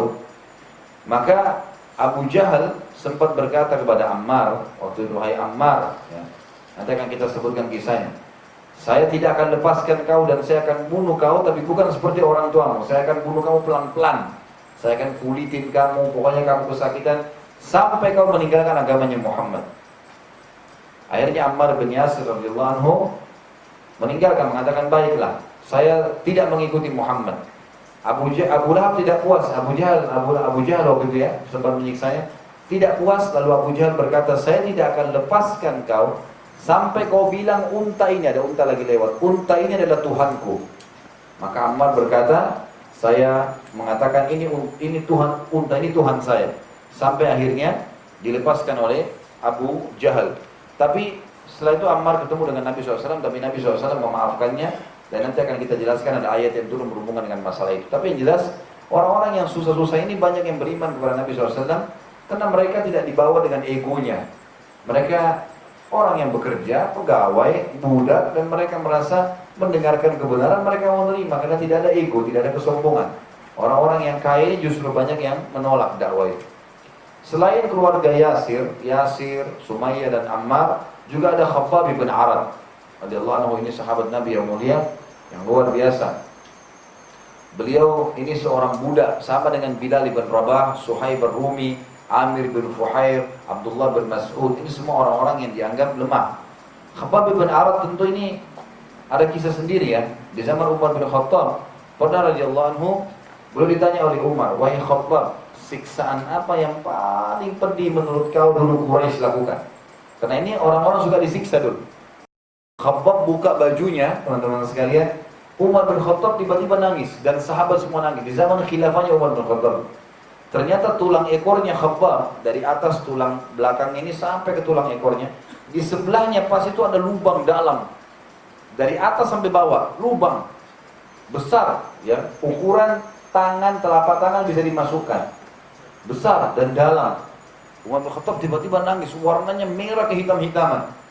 Kata Umar, wahai Khabbab, apa yang mereka lakukan kepadamu? Kata Khabbab, wahai Amir Mu'minin, mereka melepaskan bajuku, lalu mereka meletakkan batu-batu yang runcing dan tajam, ditanamkan di padang pasir, tinggal muncul moncongnya saja, ditaruh berderet lalu diseret belakang saya, ditarik kaki saya dan tangan saya dipegang kiri kanan, kaki dipegang lalu diseret, dikenakan batu runcing tersebut, lalu kemudian saya disiksa. Maka terjadilah seperti itu. Jadi luar biasa siksaan mereka dulu kepada orang-orang yang masuk Islam. Yang jelas saja akan ada kisah kita sebutkan bagaimana Khabbab akan bertemu dengan Nabi SAW pada saat umat Islam lagi disiksa. Nanti akan kita bahas itu. Abu Bakar radhiyallahu anhu pada saat itu ingin mengiklankan Islamnya. Jadi karena Nabi SAW sudah mulai berdakwah terang-terangan, Abu Bakar juga ingin berdakwah. Maka ia menjaharkan bacaan Al-Quran di depan Ka'bah. Melihat hal tersebut, orang-orang Quraisy mengeroyokinya sampai darah memenuhi wajahnya, tapi beliau membaca sampai selesai surah yang beliau hafal. Abdullah bin Mas'ud, sahabat Nabi yang lain yang antum mungkin sering dengar namanya ya. Abdullah bin Mas'ud ini termasuk orang yang lemah di Mekah dulu, orang yang miskin, dan beliau orangnya sangat kurus, sangat kurus Abdullah bin Mas'ud ini. Sampai nanti di Madinah beliau pernah naik di atas sebuah pohon kurma, lalu tertiup angin, kelihatan betisnya tersingkap. Saking kecilnya betisnya Abdullah bin Mas'ud sampai sahabat ketawain. Mereka tahu semua, aneh melihat betis yang sangat kecil mendekati seperti cuma tulangnya saja, tidak ada dagingnya. Maka mereka tertawa. Lalu Nabi SAW berkata, apakah kalian menertawakan kecilnya betisnya Ibnu Mas'ud demi zat yang ubun-ubunku dalam genggamannya? Maksudnya kata Nabi SAW, demi Allah, betis Ibnu Mas'ud ini satu saja di timbangan hari kiamat jauh lebih berat daripada gunung Uhud. Ini karena imannya Abdullah bin Mas'ud radhiyallahu anhu. Yang jelas Abdullah bin Mas'ud pernah di Mekah, waktu lihat Abu Bakar baca Quran, dia pun datang dalam kondisi fisiknya sangat lemah. Dia datang dan baca Al-Quran dengan suara keras.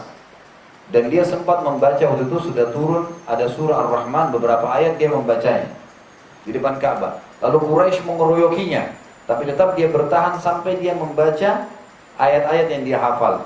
Mendengar kejadian tersebut, Nabi SAW berkata, waktu Abdullah bin Mas'ud datang berdarah-darah, lapor kepada Nabi SAW, kata Nabi, apa yang kau lakukan wahai Ibnu Mas'ud? Tanda tanya, maksudnya kau jangan lakukan itu. Kata Abdullah, ya Rasulullah, bila anda perintahkan, besok saya lakukan lagi, saya baca lagi depan mereka. Jadi saking semangatnya mereka menyampaikan dakwah Islam pada saat itu. Pada saat dakwah mulai gencar, maka pemuka-pemuka Quraisy tidak dapat menerima lagi perlakuan para sahabat yang terus-menerus berdakwah juga mencaci maki Tuhan-Tuhan mereka. Lalu mereka mendapati ternyata yang menjadi penolong utama Nabi SAW adalah pamannya Abu Talib. Mereka sepakat mendatangi lalu berkata, wahai Abu Talib, ponakan anda ini sangat mengganggu kami. Sementara ia berada dalam naungan anda, kami ingin biarkan kami yang mengadilinya atau anda yang memberhentikannya. Abu Talib lalu mengatakan, tidak mungkin, dia adalah ponakanku, jadi tidak boleh ada yang mengganggunya. Kalau mengganggunya berarti perang suku nih. Maka berpencarlah orang-orang Quraisy dengan kekecewaan. Namun karena Nabi SAW tetap saja gencar dalam mendakwahi mereka, juga menurut orang Quraisy, Nabi SAW mencaci maki Tuhan mereka. Padahal sebenarnya tidak. Nabi cuma bilang, untuk apa sembah berhala nih? Patung kalian buat sendiri, kalian anggap Tuhan, diberikan nama sendiri. Kalau rusak kalian perbaikin lagi. Untuk apa disembah semua? Mereka anggap itu caci maki. Maka mereka pun kembali ke Abu Talib yang kedua kali sambil mengatakan, wahai Abu Talib, kami tidak sabar lagi. Melihat kejadian tersebut, ya, karena sudah mulai memanas, kata orang-orang Quraisy, kalau kau tidak selamatkan ponakanmu, tidak berhentikan, maka kami akan melawan. Nabi SAW lalu dipanggil oleh Abu Talib lalu berkata, wahai ponakanku, lihatlah jalan keluarnya. Kaummu sekarang sudah memanas dan akan terjadi peperangan suku nih. Apakah kamu bisa? Ada jalan nggak kamu tinggalkan dakwah nih? Artinya sudah berhenti aja. Abu Talib juga tidak paham.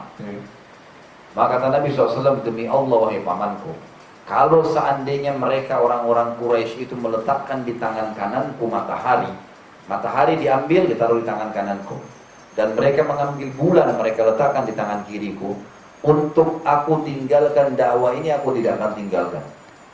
Abu Talib heran, ini luar biasa. Artinya jangankan dunia, dikasih apapun matahari dan bulan tidak akan diambil, tidak akan ditinggalkan. Maka Abu Talib waktu dengar itu dia mengatakan, sudahlah kalau ponakanku, lakukan saja, gak masalah.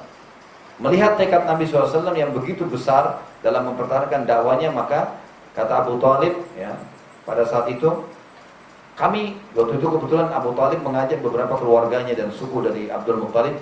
Mereka serentak berkata bersama dengan Abu Talib, kalau begitu kami pun akan menolongmu, walaupun engkau mencaci maki Tuhan kami. Sampaikan saja apa yang kau ingin sampaikan, hai Muhammad. Maka dengan pertolongan itu Nabi SAW akhirnya tetap mendakwakan agama Islam. Sekali lagi di sini orang-orang Quraisy tidak sabar, maka mereka mencoba menyempitkan dakwah Nabi SAW dengan cara coba merayu Abu Talib dengan cara lain, tadi dengan tegas. Caranya gimana? Mereka membawa seorang anak muda yang sangat tampan, pintar, jalur nasabnya terkenal, namanya Amarah, ya. Amarah bin Walid. Amarah bin Walid terkenal dengan gantengnya, dengan pintarnya, luar biasa. Semua anak-anak, semua orang tua Quraisy berharap punya anak seperti Amarah ini, karena dia gagahnya, pintarnya, adabnya segala. Mereka bawa Amarah ke arah Abu Talib. Lalu mereka berkata, wahai Abu Talib, ambillah Amarah ini sebagai anakmu. Kami sudah bilang sama orang tuanya, sudah sepakat, anak ini diserahkan kepada kamu. Jelas, gagah, pintar, jalur nasabnya jelas, ambil. Dan serahkan Muhammad kepada kami. Udah, ini gantinya, silakan. Jangan kamu bela Muhammad, kami ingin memeranginya, kami ingin memberhentikan dakwah. Maka Abu Talib menjawab mengatakan, sungguh kalian ini aneh. Kalian memberikan anak kalian padaku untuk aku lindungi, aku pelihara, berikan makan dan minum, lalu kalian mengambil anakku untuk kalian sembelih? Gak mungkin. Lalu Abu Talib pun menolak dengan keras pada saat itu.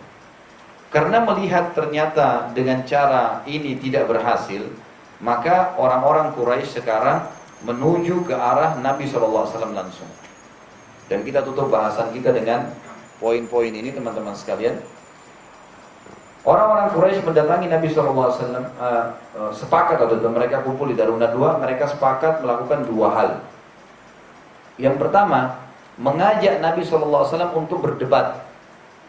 Kirim orang yang paling pintar, orang Quraisy yang paling pintar, suruh temuin Nabi SAW berdebat, supaya Muhammad habis argumentasinya, jelas gitu. Maka mereka menemukan Al-Walid ibn Mughirah namanya. Al-Walid ibn Mughirah ini orang yang cerdas, ahli syair, selalu menjadi duta orang Quraisy kalau pergi ke Romawi. Orang yang cerdas, pedagang yang sukses, orang kaya, pinter, gagah, banyak kemudian. Maka Walid datang, dia berkata, wahai Muhammad, apa yang telah engkau lakukan? Engkau telah memecahkan kami, menyalah-nyalahkan orang tua kami, juga mencaci maki sesembahan kami. Bila penyebab itu karena engkau sakit, engkau kena sihir, maka kami akan kumpulkan seluruh harta-harta kami agar kami dapat menjatahkan tabib terbaik buat kamu agar kamu sembuh. Bila engkau ingin kaya, maka kami akan kumpulkan seluruh harta kami untuk diberikan padamu dan kau akan menjadi orang kaya kami pada detik ini juga. Dan bila engkau ingin kemuliaan, maka kami akan menyanjungmu. Gak perlu kamu berdakwah begini. Kami akan pilih kamu sebagai orang yang kami sanjung. Dan kalau kau ingin jadi raja, kami nobatkan kau jadi raja. Dan kalau kau hanya ingin wanita karena dakwahmu ini, kau bisa menikah dengan siapa saja wanita, kau tinggal tunjuk kami datangkan. Nabi SAW waktu itu diam saja mendengarkan tawaran Walid. Setelah Walid bin Mughirah selesai, nggak ada lagi yang dia mau tawarkan, maka kata Nabi SAW, apa kau sudah selesai hai Walid? Kata Walid, iya. Kata Nabi SAW, saya hanya ingin satu hal dari kamu. Dengarkan ayat Al-Quran yang saya mau bacakan. Itu saja. Maka Nabi SAW membaca waktu itu turun surah Fussilat. Surah nomor 41 ayat 1 sampai ayat 54. Ini agak panjang ya. Tapi dibacakan oleh Nabi SAW. Saya bacakan beberapa ayatnya. A'udzubillahi minasyaitonirrajim. Hamim. Nabi cuma baca ayat Al-Quran. Dan ini bahasa Arab jadi si Walid ngerti. Dia penyair dan dia tahu betul artinya. Tanzilum minarrahmanirrahim. Kitabun fussilat ayatuhu Qur'anan Arabiyyan liqaumin ya'lamun. Bashiran wa nadhiran fa'arada aktharuhum fahum la yasma'un. Wa qalu qulubuna fi akinnatin mimma tad'una ilayhi wa fi adhanina waqr.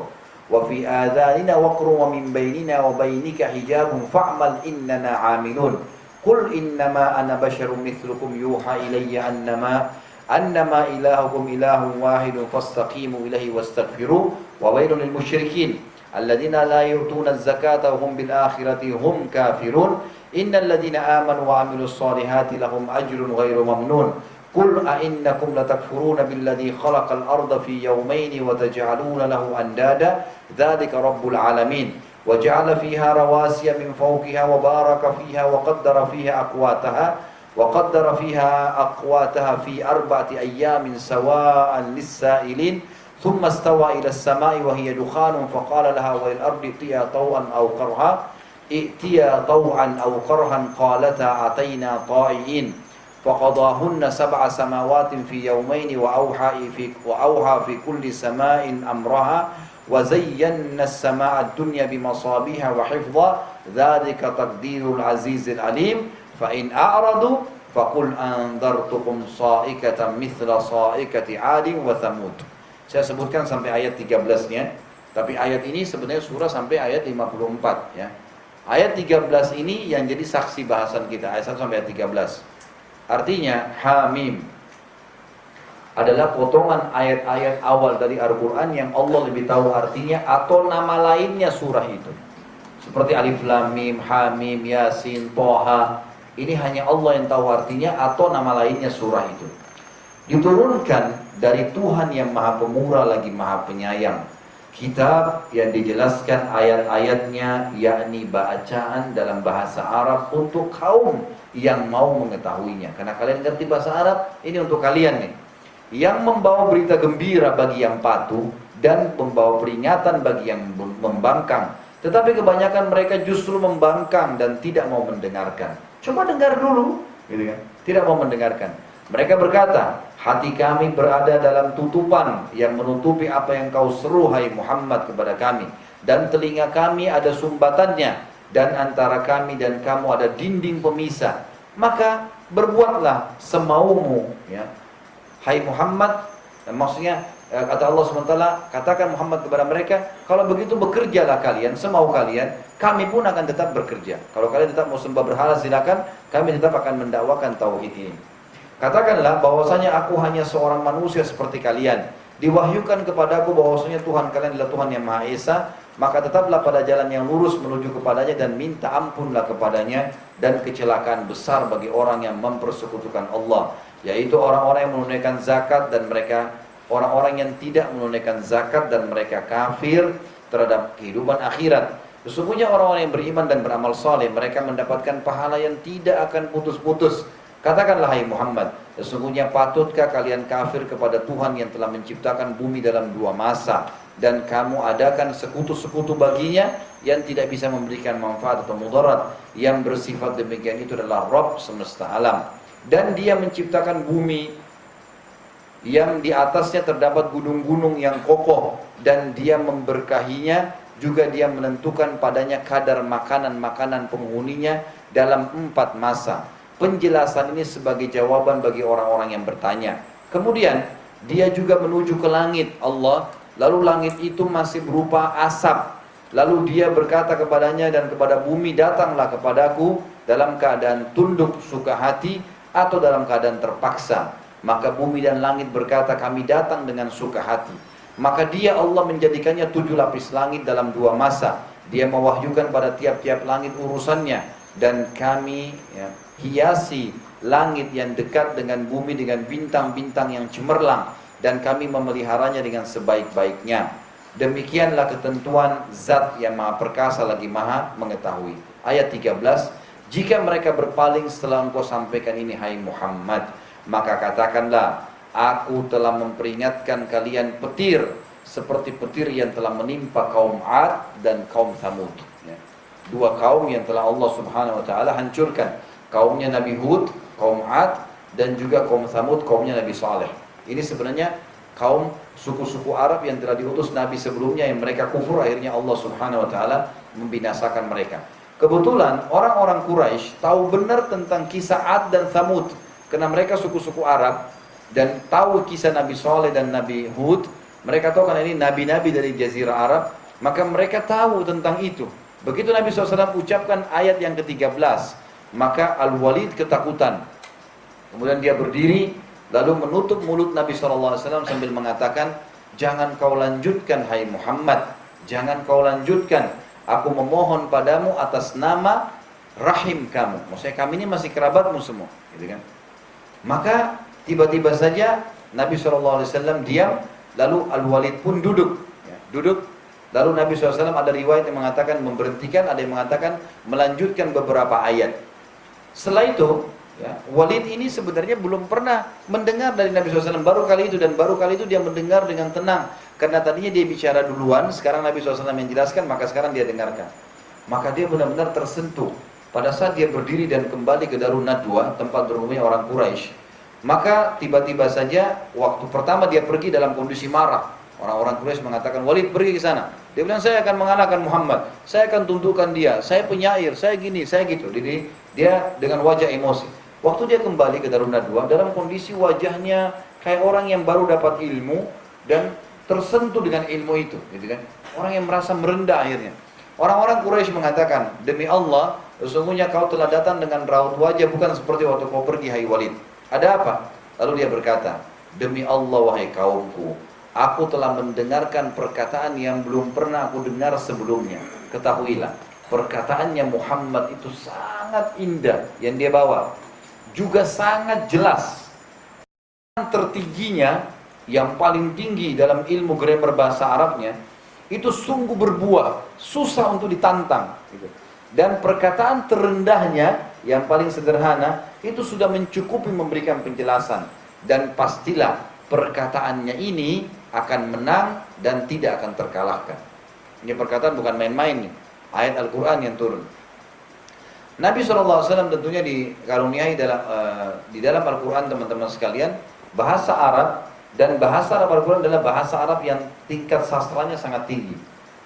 Seperti misalnya contoh dalam ilmu bahasa Arab itu ada kalau dalam syair-syair, mereka biasa menutup akhir bahasa mereka dengan kalimat yang sama. Al-Quran datang menantang mereka dengan itu, seperti wasyamsi wa duhaha wal qamari idza talaha wan nahari idza jallaha, semuanya akhirnya sama, gitu kan? Dan ini sebuah hal, ini sangat tinggi dalam ilmu bahasa Arab ini, tidak mudah untuk menemukan akhir kalimat yang sama, gitu kan? Dan Al-Quran datang seperti itu. Walid pun tahu gitu, ya. Maka pada saat itu orang-orang Quraisy dikatakan, ya, mereka mengatakan, wahai Walid, apa yang kamu ucapkan? Serentak mereka marah pada saat itu. dan mengatakan, kau ini sudah gila, apa kau sudah tinggalkan agama nenek moyangmu? Kata Walid, tidak, saya tidak tinggalkan. Tetapi betul-betul apa yang dia ucapkan tidak pernah saya temukan. Lalu mereka bilang, mungkin hanya syair. Mungkin itu syair, kau tidak tahu. Kata Walid, tidak mungkin. Demi Allah tidak ada seorang pun dari kalian yang lebih tahu syair daripada saya. Mereka bilang, kalau begitu, mungkin Muhammad peramal, penyamun, pendongeng. Dia bisa bercerita. Kata Walid, aku lebih tahu daripada kalian semua tentang peramal, penyamun. Tidak sedikit pun ada sifat mereka pada Muhammad. Gitu kan? Maka mereka berkata, kalau begitu, Muhammad mungkin kesurupan syaitan, jin. Masukkan syaitan dia. Kata Walid, saya tahu semua ciri-ciri orang yang kesurupan. Tidak ada pada Muhammad. Baik, mungkin dia, tadi kan dongeng ya, sekarang mungkin dia penyihir. Dia telah menyihirmu. Kata Walid, saya sangat kenal semua penyihir Jazirah Arab. Dan saya tahu perilaku mereka. Tidak ada sedikit pun pada Muhammad. Lalu mereka berkata, engkau telah membuat kami bingung, hai Walid. Lalu apa yang semestinya kami katakan tentang Muhammad? Walid berkata, aku sarankan dua hal. Yang pertama, kalian mengikutinya karena ucapannya benar. Jadi Walid sekarang mendakwakan Islam. Ikutin nih, ini benar. Mereka menjawab, tidak mungkin. Kami meninggalkan agama nenek moyang kami. Walid bilang, kalau begitu tinggal yang kedua. Mereka bilang, apa itu? Kata Walid, biarkan dia berdakwah kepada siapapun, jangan ditahan nih. Karena ini benar apa yang dia sampaikan. Biarin dia berdakwah. Bila dia benar dan banyak yang ikuti dari manusia dan jadi terkenal, kalian juga terkenal karena dari Quraisy. Gitu kan? Tapi kalau dia dibunuh, dia terbunuh karena dakwanya ini, maka itu juga target kalian. Kalian tidak perlu sama dia, maka biarkan saja dia dibunuh. Maka kaumnya mengatakan, demi Allah kami nggak setuju semuanya. Nggak mau nih dua-duanya. Lalu Walid juga bingung, bagaimana nih memberikan jawaban ke kaumnya. Lalu mereka bilang, kira-kira ada pendapat lain, hai Walid? Karena Walid dianggap orang yang paling cerdas. Kata Walid, yang paling dekat kalau kalian mau bilang tentang Muhammad supaya orang tidak ikuti, bilang dia penyihir. Itu yang paling dekat. Selain daripada ini nggak bisa lagi.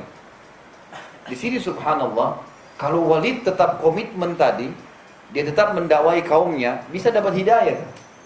Tapi subhanallah dia sendiri juga ya malah kendor. Ya, ini banyak orang begitu ya. Ayo hadir ya di materi pengajian sini misalnya. Baik, teman-temannya bilang, sudahlah itu terlalu alim, nanti aja masih muda dan ya sudah deh kalau gitu ikut. Enggak, coba deh dengar dulu, datang gitu kan. Kalau dia tetap komitmen, bisa saja ada temannya dari 5 orang ikut 2 orang gitu kan. Ini enggak, dia ikut-ikutan sama mereka. Seperti itulah perilaku Walid. Maka pada saat itu subhanallah, Walid ini tiba-tiba mengatakan, katakan dia penyihir. Dan saya bersama kalian, Muhammad itu penyihir, kita sebarin berita itu.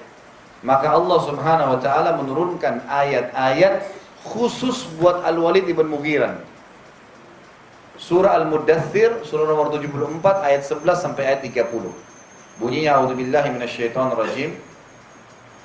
Dzarni wa man khalaqtu wahida wa ja'altu lahu malan mamduda wa banina syuhuda wa mahattu lahu tamhida thumma yatma'u an azid kalla innahu kana li ayatina anida sa'urhiquhu sa'uda innahu fakkara wa qaddar faqutila kaifa qaddar thumma qutila kaifa qaddar thumma nadhar thumma abasa wa basar thumma adbara wastakbar faqala in hadha illa sihrun yu'thar in hadha illa qaulul bashar sa'uslihi saqar wa ma adraka ma saqar la tubki wa la tadhar lawahatun lil bashar 'alaiha 19. Insyaallah kita tutup sampai ini tentunya. Kata Allah SWT tentang Al-Walid ibn Mughirah, biarkan aku bertindak hai Muhammad kepada orang yang telah aku ciptakan dia dulu. Al-Walid maksudnya. Ini orang ini sama dengan Abu Lahab tadi. Kalau dia tidak kacaukan kaumnya, kaumnya bisa ikut. Tapi karena dia mengacaukan, maka jadi kacau semua. Allah marah dengan dia. Dan aku jadikan, sebenarnya aku yang telah menjadikan harta benda yang banyak buat dia, buat si Walid. Dan anak-anak yang banyak yang selalu berjalan mendampinginya. Dan aku lapangkan rezekinya dan kekuasaan dengan selapang-lapangnya. Kemudian dia ingin sekali aku tambahkan. Dia selalu mengatakan, Tuhan tambahkanlah. Maka sekali-kali tidak akan pernah aku tambahkan, karena sungguhnya dia telah menentang ayat-ayat kami. Akan aku bebani, ya, ia seperti orang yang mendaki pendakian yang kuat, ya, yang jauh. Jadi dia akan susah setelah ini. hartanya akan habis, dia juga akan susah hidupnya, penuh dengan penyakitan. Itu mana daripada tafsirnya. Kemudian dia dikatakan sesungguhnya dia telah memikirkan kejadian tersebut, dia sudah tahu ini benar dan menetapkan ini kayaknya harus beriman nih. Maka celakalah dia karena tiba-tiba dia mengubah ketetapannya. Kemudian celakalah dia. Bagaimana dia bisa mempengaruhi kaumnya? Setelah dia berpikir, kemudian dia bermuka masam dan merengut, lalu kemudian dia berpaling dan menyombongkan diri dan berkata, Al-Quran ini hanyalah sihir yang dipelajari. Itu tidak lain hanyalah perkataan manusia. Aku pasti kata Allah akan memasukkan si Walid dalam neraka sakar. Tahukah kalian apa itu neraka sakar? Sakar itu tidak akan meninggalkan dan tidak akan membiarkan sedikit pun dari tubuhnya. Neraka sakar adalah pembakar kulit manusia dan di atasnya dijaga oleh 19 ya, malaikat gitu. Tentu saja ini cara yang pertama yang diambil oleh Quraisy untuk berdialog dengan Nabi SAW dan ternyata gagal gitu kan. Nanti kan kita bahas pertemuan akan datang insya Allah bagaimana langkah kedua Quraisy ya, setelah mereka tadi datangi Abu Talib tidak berhasil, mereka berdialog dengan Nabi tidak berhasil, maka kita akan bahas nanti langkah kedua adalah membunuh Nabi SAW dan mengusahakan untuk mengganggu kehidupan Nabi SAW. Sampai sini insya Allah bahasan kita. Kalau ada yang mau bertanya silahkan.